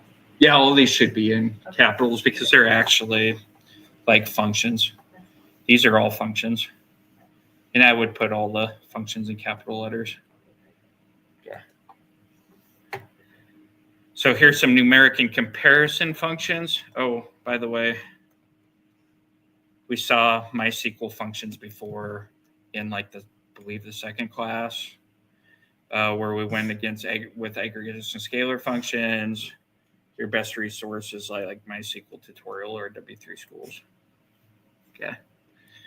Numeric and comparison functions, you can format numbers to a format like with commas or dollar signs even. They have a whole bunch of different formats here that you can do. It's going to see, they don't have it here, but if you look into the documentation, this number here is usually like the format that you could use. So actually, that's not quite right on this one. This one gives you the format, and it gives you 3 significant decimal places for this one. Some of these have special formats where if you put this code, then it gives you like that special format, but not with this one. Okay. So cast function converts a value into a specified data type. Your cast is kind of like your catch-all. It will convert numbers to strings, strings in, well, this one's a string into an unsigned integer. So it'll convert it into an integer. You could potentially take an integer and convert it to a character of length 4 or whatever you want. This is like your tool to be able to convert it into back and forth, the different data types into close to anything that you want. Even if it's if a character string is in the right format for a date, you could do the character string as date, and then it convert it into a date that the database can use. Sometimes it's not though, and you have to do other things, but a way to cast is changing that value into a whole bunch of different types of those values that we saw when we were defining tables, like variable characters or decimals, or this would be an unsigned integer, so it doesn't have any negatives on it. You have if null returns a specified value if the expression is null. So if a value is null, if you're going down a single column, if it's null, then place 500 in that spot, return that value. So remember when you're querying, it doesn't, unless you're doing an update or insert or anything like that, it's not actually changing that value of the underneath. It's just returning it in your result set. So if you use that function in your select, it doesn't alter that original data. It's just what you're seeing back. That's something important to note. And then would it change the calculation you make then? It's not really changing the data, but just a PC? Would it be changing the calculation? Yeah, I'm not speaking. Like if you're like changing values in what the values you see, yet there's like an execution or something, and it doesn't have the value, in your field data, but just only what you see. Like you're saying that's important. Yeah. So like really it's a result set that you're returning, so it doesn't alter like it's just a query, and queries don't alter the underlying data, just the data that is returned to you. That's why I like using views. It's because if you put this code in a view, you aren't like updating or messing around with any of those original values. You put all the logic that you want into a view, and then you run that, and that's how the data that it will return to you. And that's really valuable for reporting too. Like you put all the logic that you need into it, and then you just run the view, so you don't have to run like a script all the time or recreate that logic every time you pull the data. It's already like cleaned there for you, where it has like your grouping logic or case logic in it and stuff like that. Use that view for something in the future, or is it just I'd usually use it for like other reports. So then it'd become like a trusted view or source that I can go to. And then I say, use that view for other reports. It's cleaned the way I need it, or it's manipulated. You'd say manipulated the way you need it. And then I could use that for like other reports. Is null, it's a true or false. So if a field value is null, it will be a 1 or a 0. Especially useful in where statements. So coalesce, here's a better explanation of it, an example. So function returns the first non-null value in a list. So you could even have 4 different columns in here, and it's just comparing values. So you could have column 1, column 2, column 3, and column 4. So in column 1, it's a null value. It'll skip that, and it'll look for the first value that's not null. So in the second one, you have W3 schools, and that's the first instance where it's not null, and then you return W3 schools. So I often use coalesce when I want to use one field's value or another. When one's null, you just say use the value from the other field. Or sometimes you might do 3. If like the first 2 were null, then use the value from the third. All right, so to see more numeric functions, there are a ton of numeric functions in W3 resources. This is probably one of the most useful for all the cast data types and examples. This W3 schools. Cast is what you'll use the most. So this is what I'm saying. If you have a date that's in a string that the MySQL relational database recognizes, you can just cast that as a date and turn it into a date that you can use within your MySQL queries or insert it into a table. It becomes a date type instead of a string type. Then you can apply things like date diff or date add or month, day, or year functions, because those functions need to be in like a date format or a date. That's the date data type in MySQL. Okay. So you can cast value. So that big value would be your field as a data type. So they have all the different ones that you can do here. So if you do it like as date, you convert whatever value you have to a date. Yep. Yep, it is in the slide, but I definitely can do that. Or these would be cast, not function, but cast option, format options.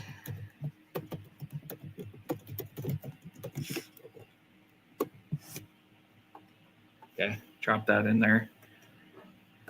This is super valuable. Just all these different ways you can do it. You can cast it to a date time, and this is like the format that'll put it in a date time.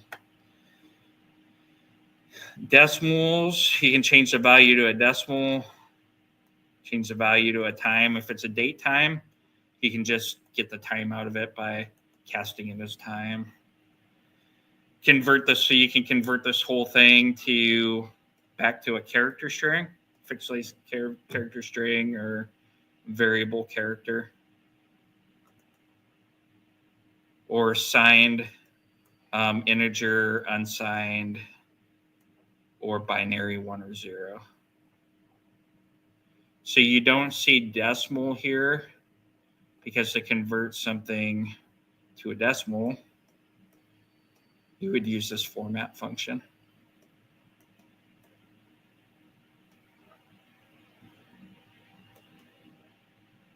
But it doesn't seem.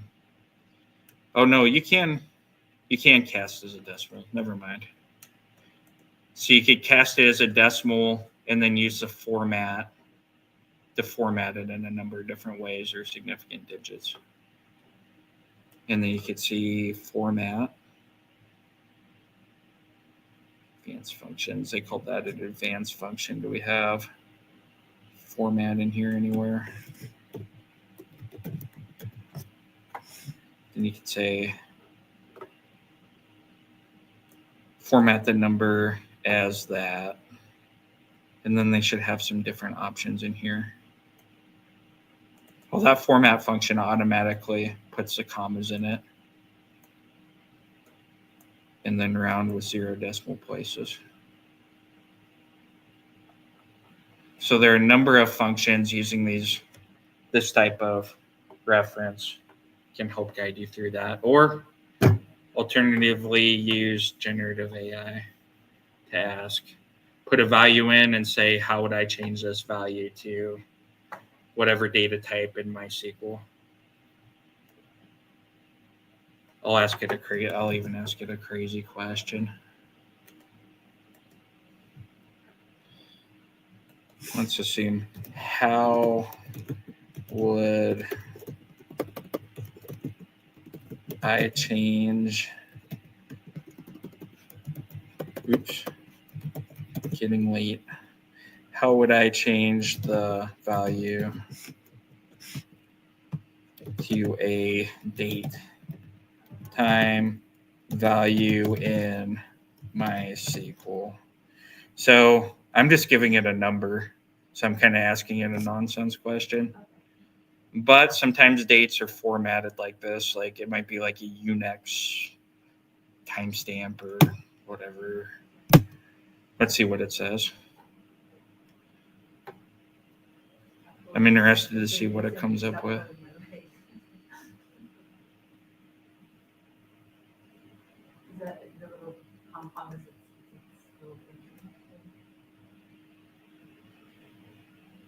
Oh, look, it even it's trying to solve it for me.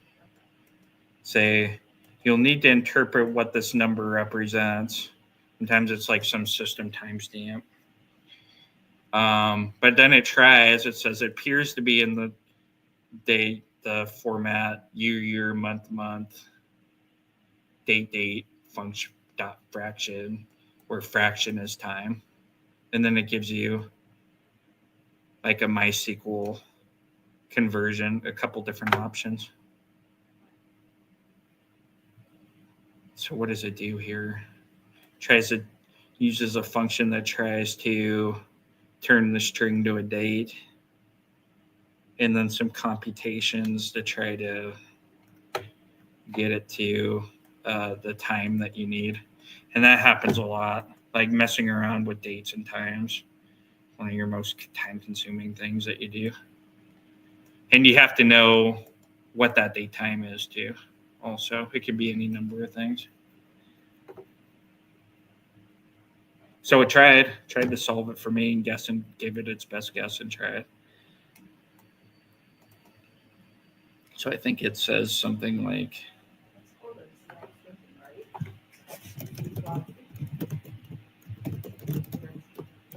it tries to make its best guess.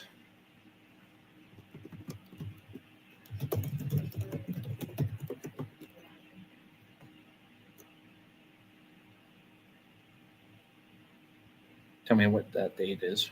2025, something, that time.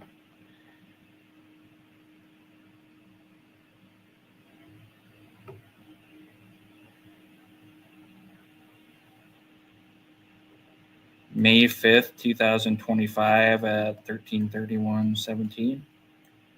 Question mark. Depends on your interpretation of the date.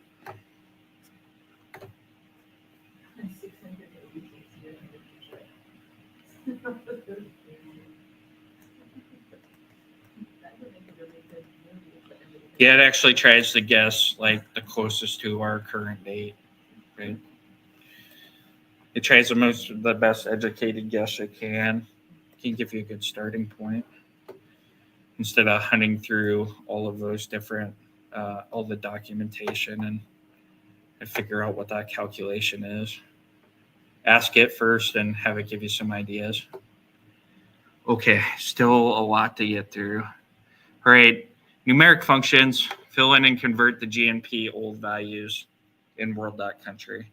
So we've seen this before, that there are a bunch of missing values in like some of the average age, or there's this GMP old column in the world.country with a bunch of null values. So let's see what we can do. One thing that we can do is just put zeros in for the null values. So oftentimes we don't want to do that necessarily, because null is the non-existence of something, so it's not a number. But there are times when it's null and you know that it's zero, potentially. So like, We don't know what it is. We just really don't know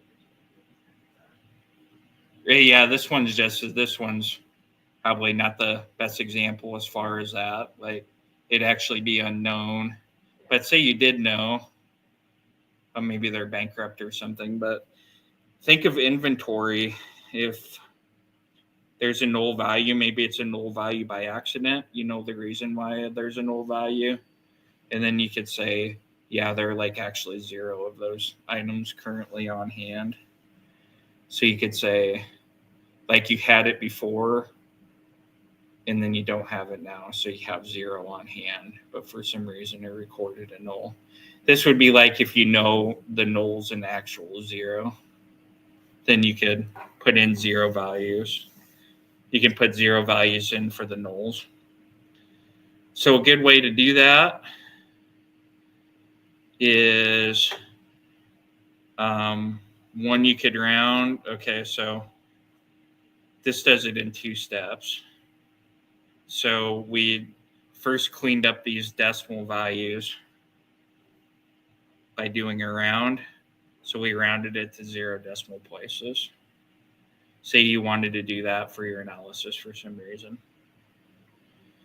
And then you go through it and then you say, put zeros in. And then you add all the zeros. So let's see how this works in the code. Okay. So if you wanted, that was just like 2 separate examples because it brought the decimals back into it. So consider this one example up here where you just rounded it to the nearest integer and then converted it to an unsigned integer because you know it can't be negative. This one down here, it has all the decimals in it. You're just putting zeros in there. And then it matches the number of significant digits in there also. So probably what's useful is just to see this data first. So let's go ahead and do GMP old.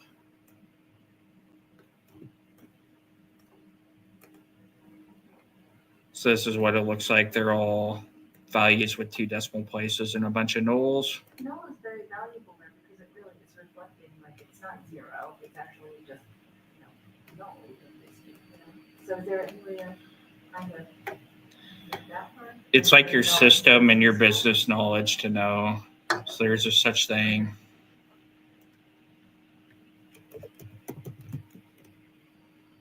Or give it a value that would show that, we don't have the data on the GMP for these metrics, special code. So sometimes there's like Skip over this one if you go over GMP, you just skip over this value and you don't count the average. Yeah, like, is that, what's that? But if you don't, if you have like, if you want the global GMP, average GMP, and then like, and there are sections you just have the data on, you would want to really just skip them and not include them in Potentially, yeah. you know. If you're modeling, you don't really usually want missing values in it, Right. but you may impute a value into it. Like you may take the average of all the countries nearby or something like that, something that you think is reasonable. One thing that you would do impute is if it's a null, maybe it's just, you recorded it by accident, or at some moment you didn't have that information, but then later on you did have the information. Maybe at that moment when the data was there, you didn't have the information, but now you know what the information is. Yeah. You could say if do like a case statement maybe then, because you're probably replacing multiple values. Okay, so country, you can round those all. And you're converting them all to unsigned, round them and convert that data type to unsigned in your result set. Or you can replace these null values with 0. So kind of not as much of a sensical, not as much of a sensical example here, but it does show wherever GNP old is null, like the coalesce, the first value is null. The second value is not null. We'll put the second value in there. So you could either put a value there or you could put another field. So I think there are actually 2 fields here. There's like a GNP old and GNP new. A better example.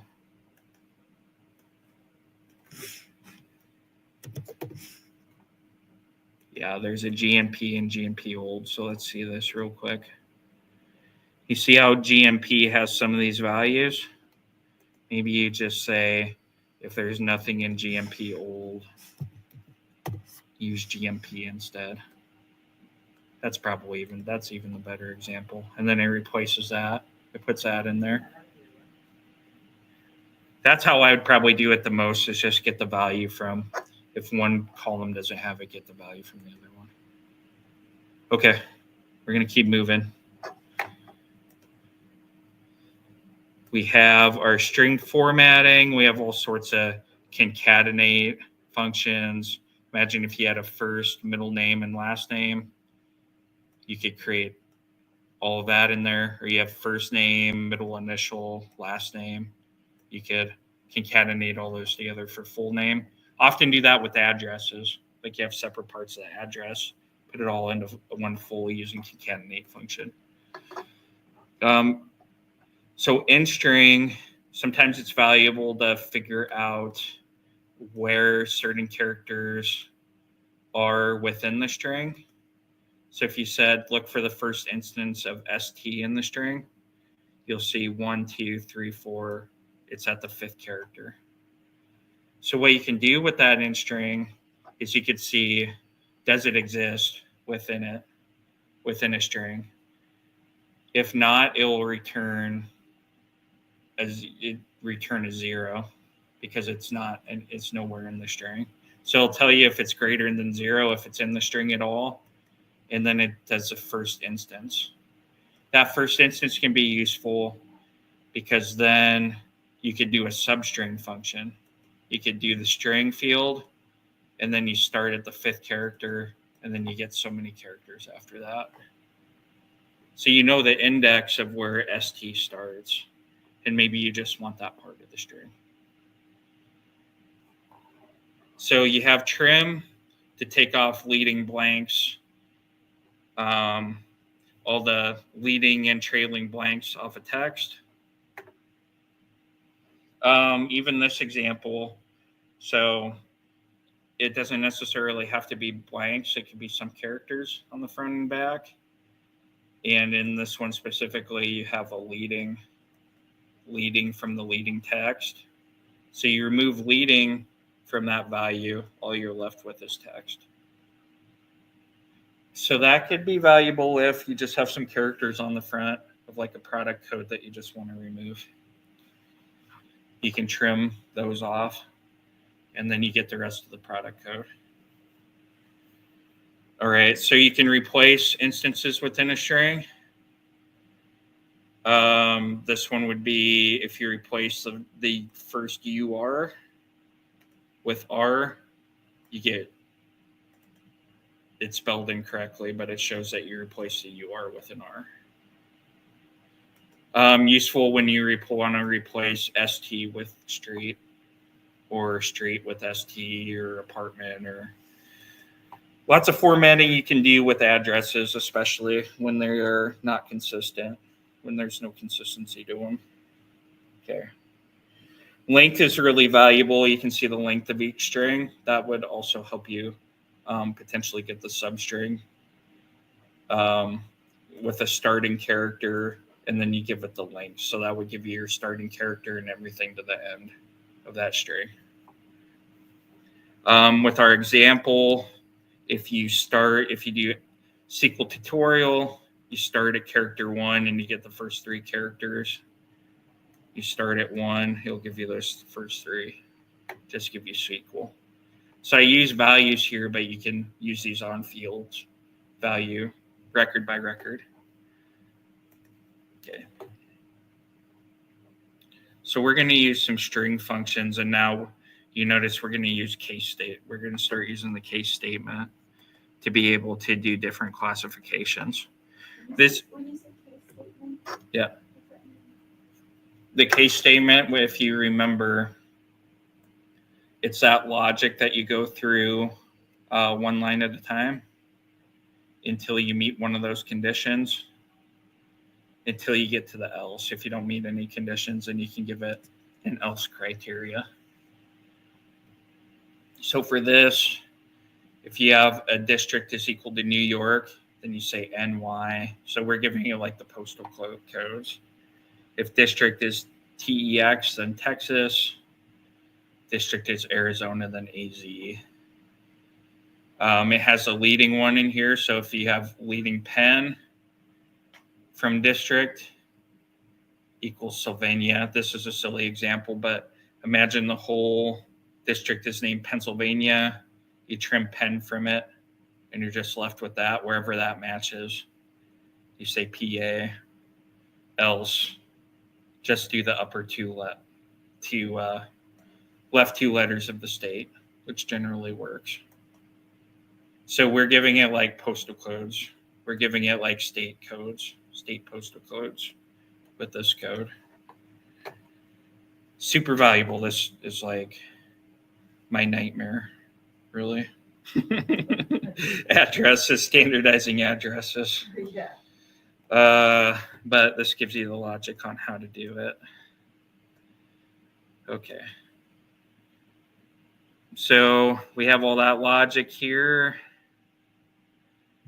So this is actually, you do the city and state. Oftentimes I'll put those columns that I'm transforming into the first 2 rows. And then I do like my concatenate or case statement in the next one to see what it's doing, what my logic's doing. So you say you take the city of New York, you have that name, and then you give it a comma, and then you have these postal codes. So notice like I use the concatenate function, and then you could put even case statement within inside the concatenate function with the logic to be able to give you your postal codes. So notice it does these, New York, it takes the state and converts those into postal codes. So you get Houston, and from the state of Texas, you get TX because you're concatenating the name of the city, and I'm putting a comma in it, and then I'm using this logic to create a state abbreviation code. There's a lot that you can still do in SQL, especially with these functions. That's why usually with a combination of function and like statements, I can do pretty close to everything that I need without having to do a regular expression. It's pretty rare for me to have to do that. All right, so one of the last parts of this class is date function. Lots of different ways you can format dates. Current date returns the current date in the 4-year, 2-month, 2-day format. I created this way back in 2019, been teaching this class for a while. If you selected the current date and it was that date, 7/22, July 22nd, 2019, that's a result it'd give you. Today it'd give you 2025, 03-26. And kind of like this, not usually the calendar format that we have, but it makes sense. You have your year, your month, and your day. The current timestamp give you both the date and the time. Current time, whatever the system time is currently. You could even run this to show you. If I just did select, this is the only time it's okay to not have a from because I'm just returning a single value. There's my current system time, 2025, March 27th. And you notice that time 1:44, that would be actually like your central, is it central meridian time? Yeah, it'd be UTC time. So that's where you may want to convert it back a couple. You could convert these things back a couple hours. There's a lot of that. You can subtract a number of hours from it. You can get the hour of that time. You can do a date difference, the difference between two dates. So if you got the current date of 2019, 7/22 and 12/31, 1999, that there were 7,143 days in between those. So almost 20 years. Or more than 20, almost 20 years worth of days. Yeah, this one was done. I did it on 2019, 7/22/2019. So day of the week, you can get the day of the week if you have it in a date format. You can see that one was 2. That was a Tuesday. Day, month, of year, return the day, month, of year of that date. So I did a different example. Used 2008, 5/15 to get the day, month, and year out of it. And then current date's the same thing as it was on top. Okay. Date functions. Get the number of years since each country's independence. So you can do a few tricks here. So we want to convert that date into a year so we can subtract 2 different years or 2 different integers from each other. Because the independence year is an integer. And we want to turn the current year into an integer so we can do subtraction on it. And notice if you subtract a null value, the non-existence of a value, it gives you a 0 as a result. So interestingly enough, it doesn't give you a null value. It gives you a 0 value. It gives you a 0. Oh no, we told it to do that. So let's do that. I'll show you the difference here. Okay. So we'll go ahead and run this. So that's what it's doing. We will also add, oh, that'll be okay. So we have our 2 fields that we're using here before the case statement. I always like to do that to make sure my case statement's doing what I expect it to. And our logic here is actually, our logic here in the case statement is saying, case when independence year is null, give it a 0. Else, subtract the 2 numbers. So you'd say, what if we just did, it was in case statement, what if we just subtracted year from independence year? So this is why at first I looked at it, I'm like, why would it give you a 0 if you subtracted null? It should give you null. So let's go ahead and do that. Yep, there we go. So because in the case statement I said, if it's that, then set it to 0.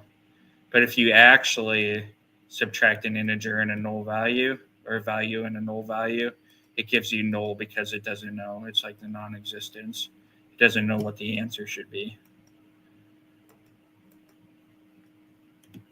But sometimes you could say, oh, just give it a 0 if you don't know, or give it a -1 for whatever analysis you're doing.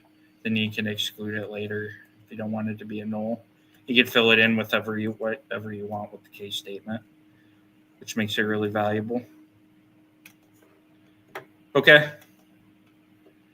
So common SQL syntax errors. I think I put this in here just as a guide on if you have an error in your code, just things that you can look at. So check like your spelling, your quotes, if you have single or double quotes or backticks, your data types. So what your original data type was when you're converting things. I think I did this because it can make a huge difference when you're cleaning data, like what your data types are, or if you have like the backticks versus your single quotes. Joining the wrong column or joining on the wrong column could give you like no results or lots of duplicates, or you can over filter on the where clause so you don't get any results. Being able aware of those things help you clean your data. So class 5 review covered quite a bit here. So SQL operators, wildcards, like a lot of stuff with cleaning up and manipulating strings at the beginning. Case statements and logical functions, those are huge for putting in your own logic into whether you want to create a grouping with like the states, clean up null values with logical functions, or you can even combine the two together. Logic. So like when we did the states and the postal codes, oftentimes for an analysis, you'll have your own type of grouping for it, and you create a new calculation with a grouping that makes sense for your report or analysis. So think of if you had 50 store locations and you knew what location you wanted each one of those to be in, but you didn't have that in the system. So you had like a northeast, southeast, central region, and you just knew the groupings. You could create logic to create your own groupings of those stores, or maybe as a certain type of store. Maybe that's even better. And you just knew that from your expert knowledge or whatever. You create the groupings, and that helps you with analysis and reporting. Removing duplicate data, essential in any analysis that you do so you get accurate results. And tons of formatting that you do. Cleaning and formatting strings, numeric and dates. That is where the most time is spent. And maybe the most pain is involved. But now you have some of the skills to be able to do it. Cleaning data in Python is a huge thing that I do too. I included a slide on that. Dropping unnecessary columns, cleaning strings. Using pandas to do that, or a combination of pandas and regular expressions.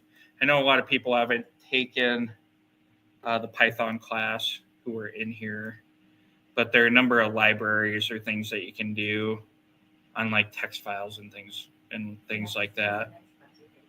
Yep. And you can load tabular data into what's called a pandas data frame. It's just a table, and then you could do a lot of these same operations here. And what the advantage of doing it in Python is that you can just apply things step by step, like one rule after one rule, like iteratively. It can be sometimes harder to do that in SQL. But in our advanced class, we'll show something that will allow you to do that called T-SQL also. Okay. I buzzed through the end of that because I wanted to make sure I got through the entire lecture. And I haven't given everyone a break, but we only have 7 minutes. So would everyone like to see some of these exercises. I came up with 4 of them on the world database. Let's just go ahead and do that. Okay. So I'm going to walk through here, and I didn't even, I just cut these up today because I didn't like my old examples I had. And I didn't put a picture in there. So we'll put a picture in there right now.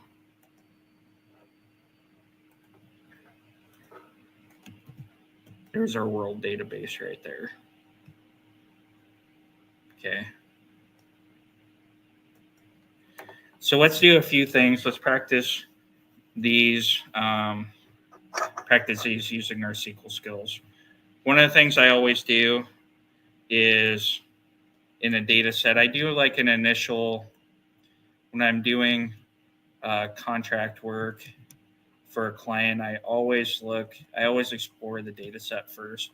1 for understanding, and 2 for like duplicates and missing values and anything that's not clean about the data.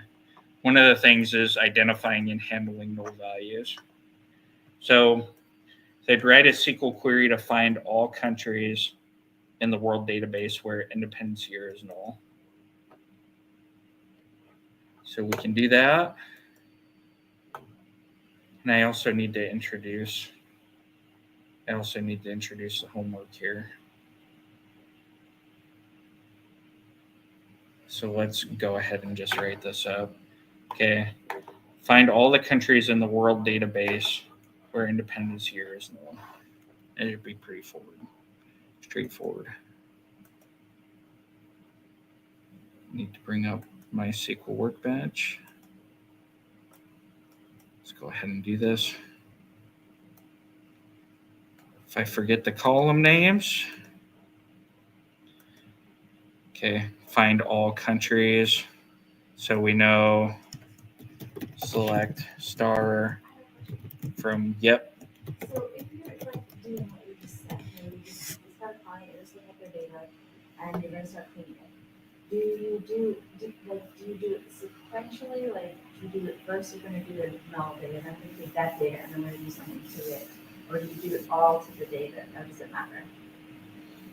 So you're saying, do I do null values first versus? Yeah, or yeah, like say that you have a bunch of things that you want to do to data, just to like start cleaning it. Usually I just summarize it in a bunch of ways that I'm used to doing it. Yeah.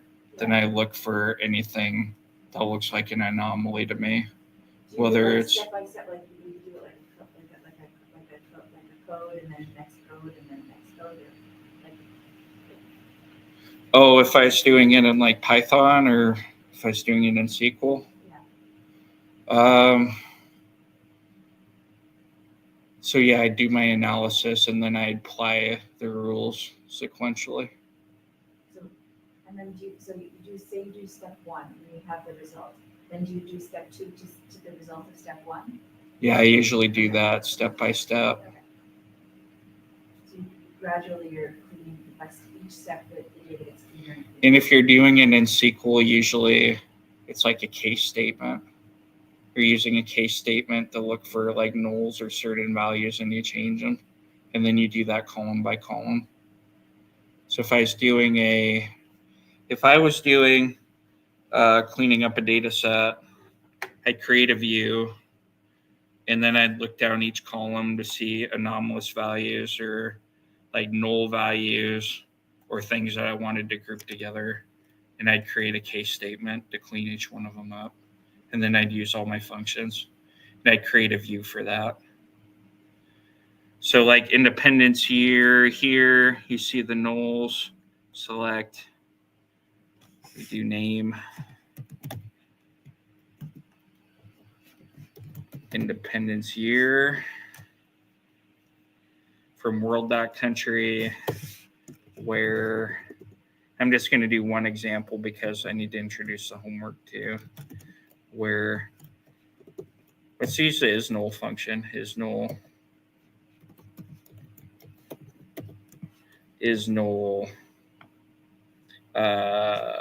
independence here. equal to true.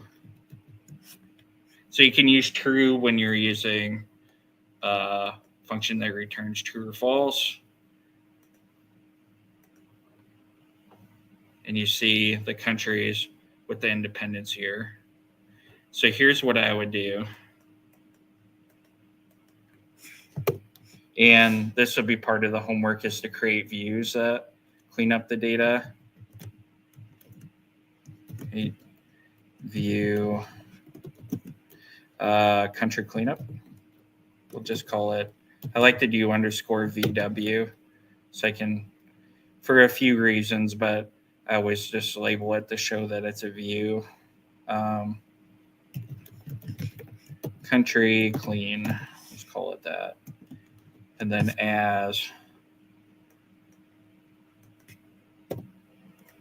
select, I like to indent that. Does that mean anything when you indent it, or just for visual? Like, I just do it for visual. It's so it separates the view, or it separates my base query from creating the view. Let's put some logic there and say case. We'll do a case statement here.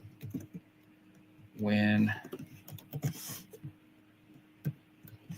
is null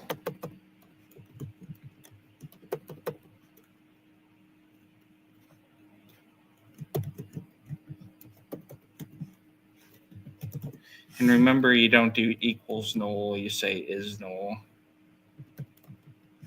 If you do equal null, it tries to compare values. So you have to do is null. Then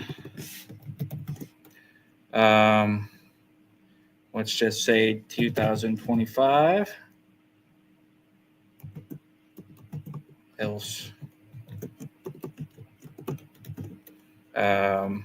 else keep the independence here.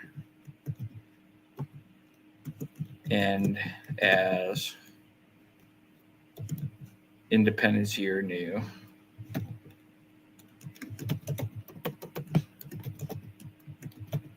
So call it independence year new. And usually we'd been putting underscores under these and making them all lowercase. I gave it an alias, a new column, and said independence year new. We can now take that part of it out because we just want everything in that column. Let's go ahead and create this view. Okay, I created the view because I have create view and it has this query underneath of it. So now when I select my view, all these from my view, because a view is is an abstraction, and it'll create, when you run it, it's like running a piece of code that creates a result set. Say select star from view country clean.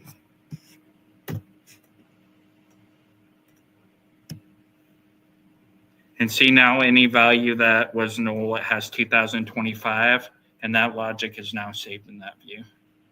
Because if I refresh,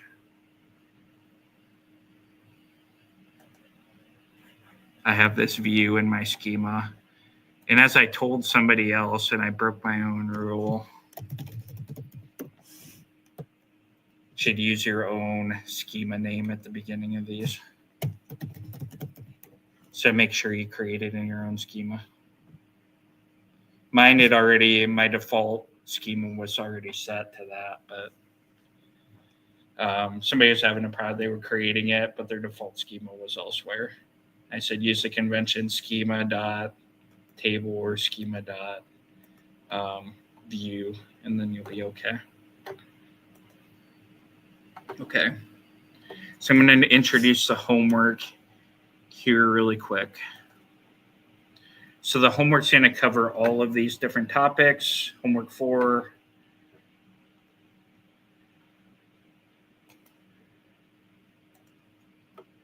We did make it, but not enough time to do too many exercises. Let's see. want to introduce these. So it covers all the different cleaning topics in this lecture, but we do it now on the SQL database. So after integrating both of those tables, the game rental system, the CIO has discovered data quality issues that need to be addressed. So rapid expansion into video games has led to inconsistent customer records, product data, and transaction history in the video games. So James, he's asked you, the CIO, usually not the CEO that does that, has asked you to clean up the data to ensure accurate reporting and analysis for business decision making. So you'll do some pattern matching, use case statements and logical functions, create your own categories like first-person shooters and role-playing games that are significant for analysis, handling null values, identifying them and replacing them, identifying duplicates, cleaning and formatting data, and I meant to remove this last part too. Oh, these are creating views. So instead of doing this last part, it's already kind of a lot. Just create views for each one of these steps that you do in the homework. So wherever it says write SQL commands that we'd use and include it in a screenshot, create all of those as views. And then run the results, use as views. Write all of those as views and include them as a screenshot of the results. That will shorten up this homework quite a bit.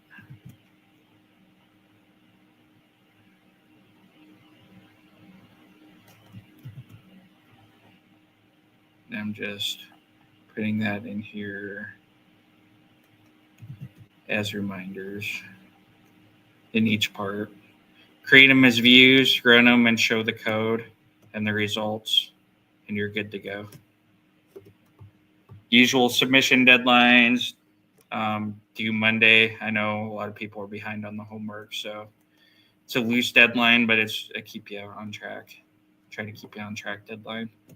I give you some hints for success about null values using is null and not null comparisons on them.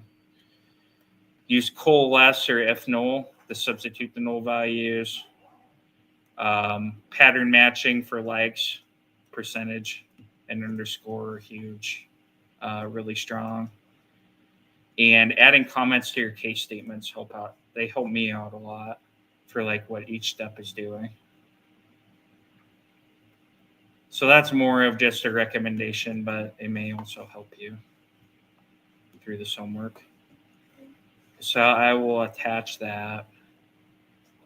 And we covered a lot tonight. But not only valid skills as a data analyst and geared toward being a data analyst and how you would clean and summarize data for your own reporting and analysis purposes. Yeah, this is where you get to take everything that you've learned basically and use it.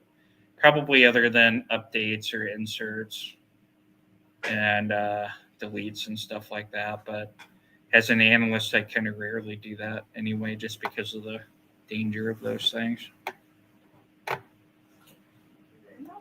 Yep. Then the last two classes, it's all about designing database. We do that? Okay. Yep. So we have 2 more classes. Yep. And then some advanced database functions. You can create your own functions. You can do step-by-step, like they call stored procedures. Helps with automation. Macros. Yeah. And that helps with automation. And then you'll learn about database triggers. So when one value updates, updating another value inside the database. Is you say that this covers like 90% of, like, Yeah, we're almost done. We cover it, so we do cover all this fast. Yeah. Okay, thank you very much. But yeah, let me know. Reach out with any questions. Class, if there's anybody online, I cooked through all of this today, so please let me know. Yes, Maria, homework 3 and 4 due on Monday. Usually I assign the Monday homework and give you to the next week, and you can hand both of them in at the same time. Bye, Celeste. Let me drop this homework in there. Create a link for this homework, or for the video recorded tonight. There's a lot in this one, but practical, very practical use of all your skills. It's bringing it all together. In the last 2 classes, more about design a database, understanding the design, capturing transactions and using it for analytical purposes, how to read database diagrams called ERD diagrams, and to create your own. It can be very valuable as a data analyst. And then advanced functions for your own knowledge. And whenever you would use them, often for reporting.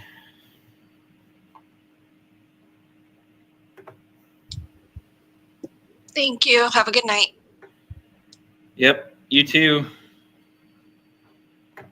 See you on Monday, and I will post that homework right now before I lose track. Thank you. We get a Bronco for the end of the class. That's what.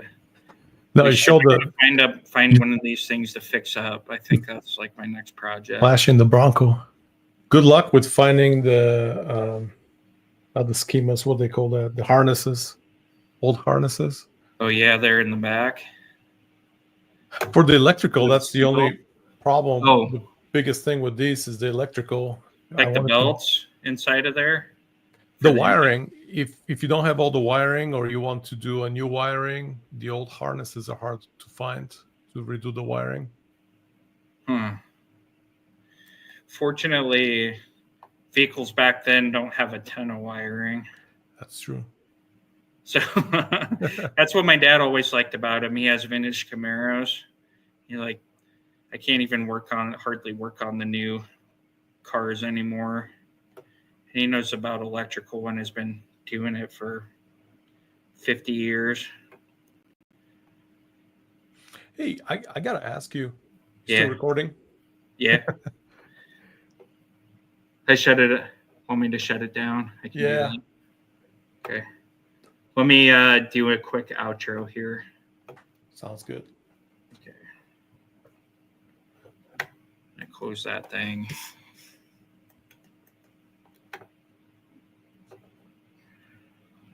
Cleaning data using SQL. Okay. Getting better at this outro thing. All right.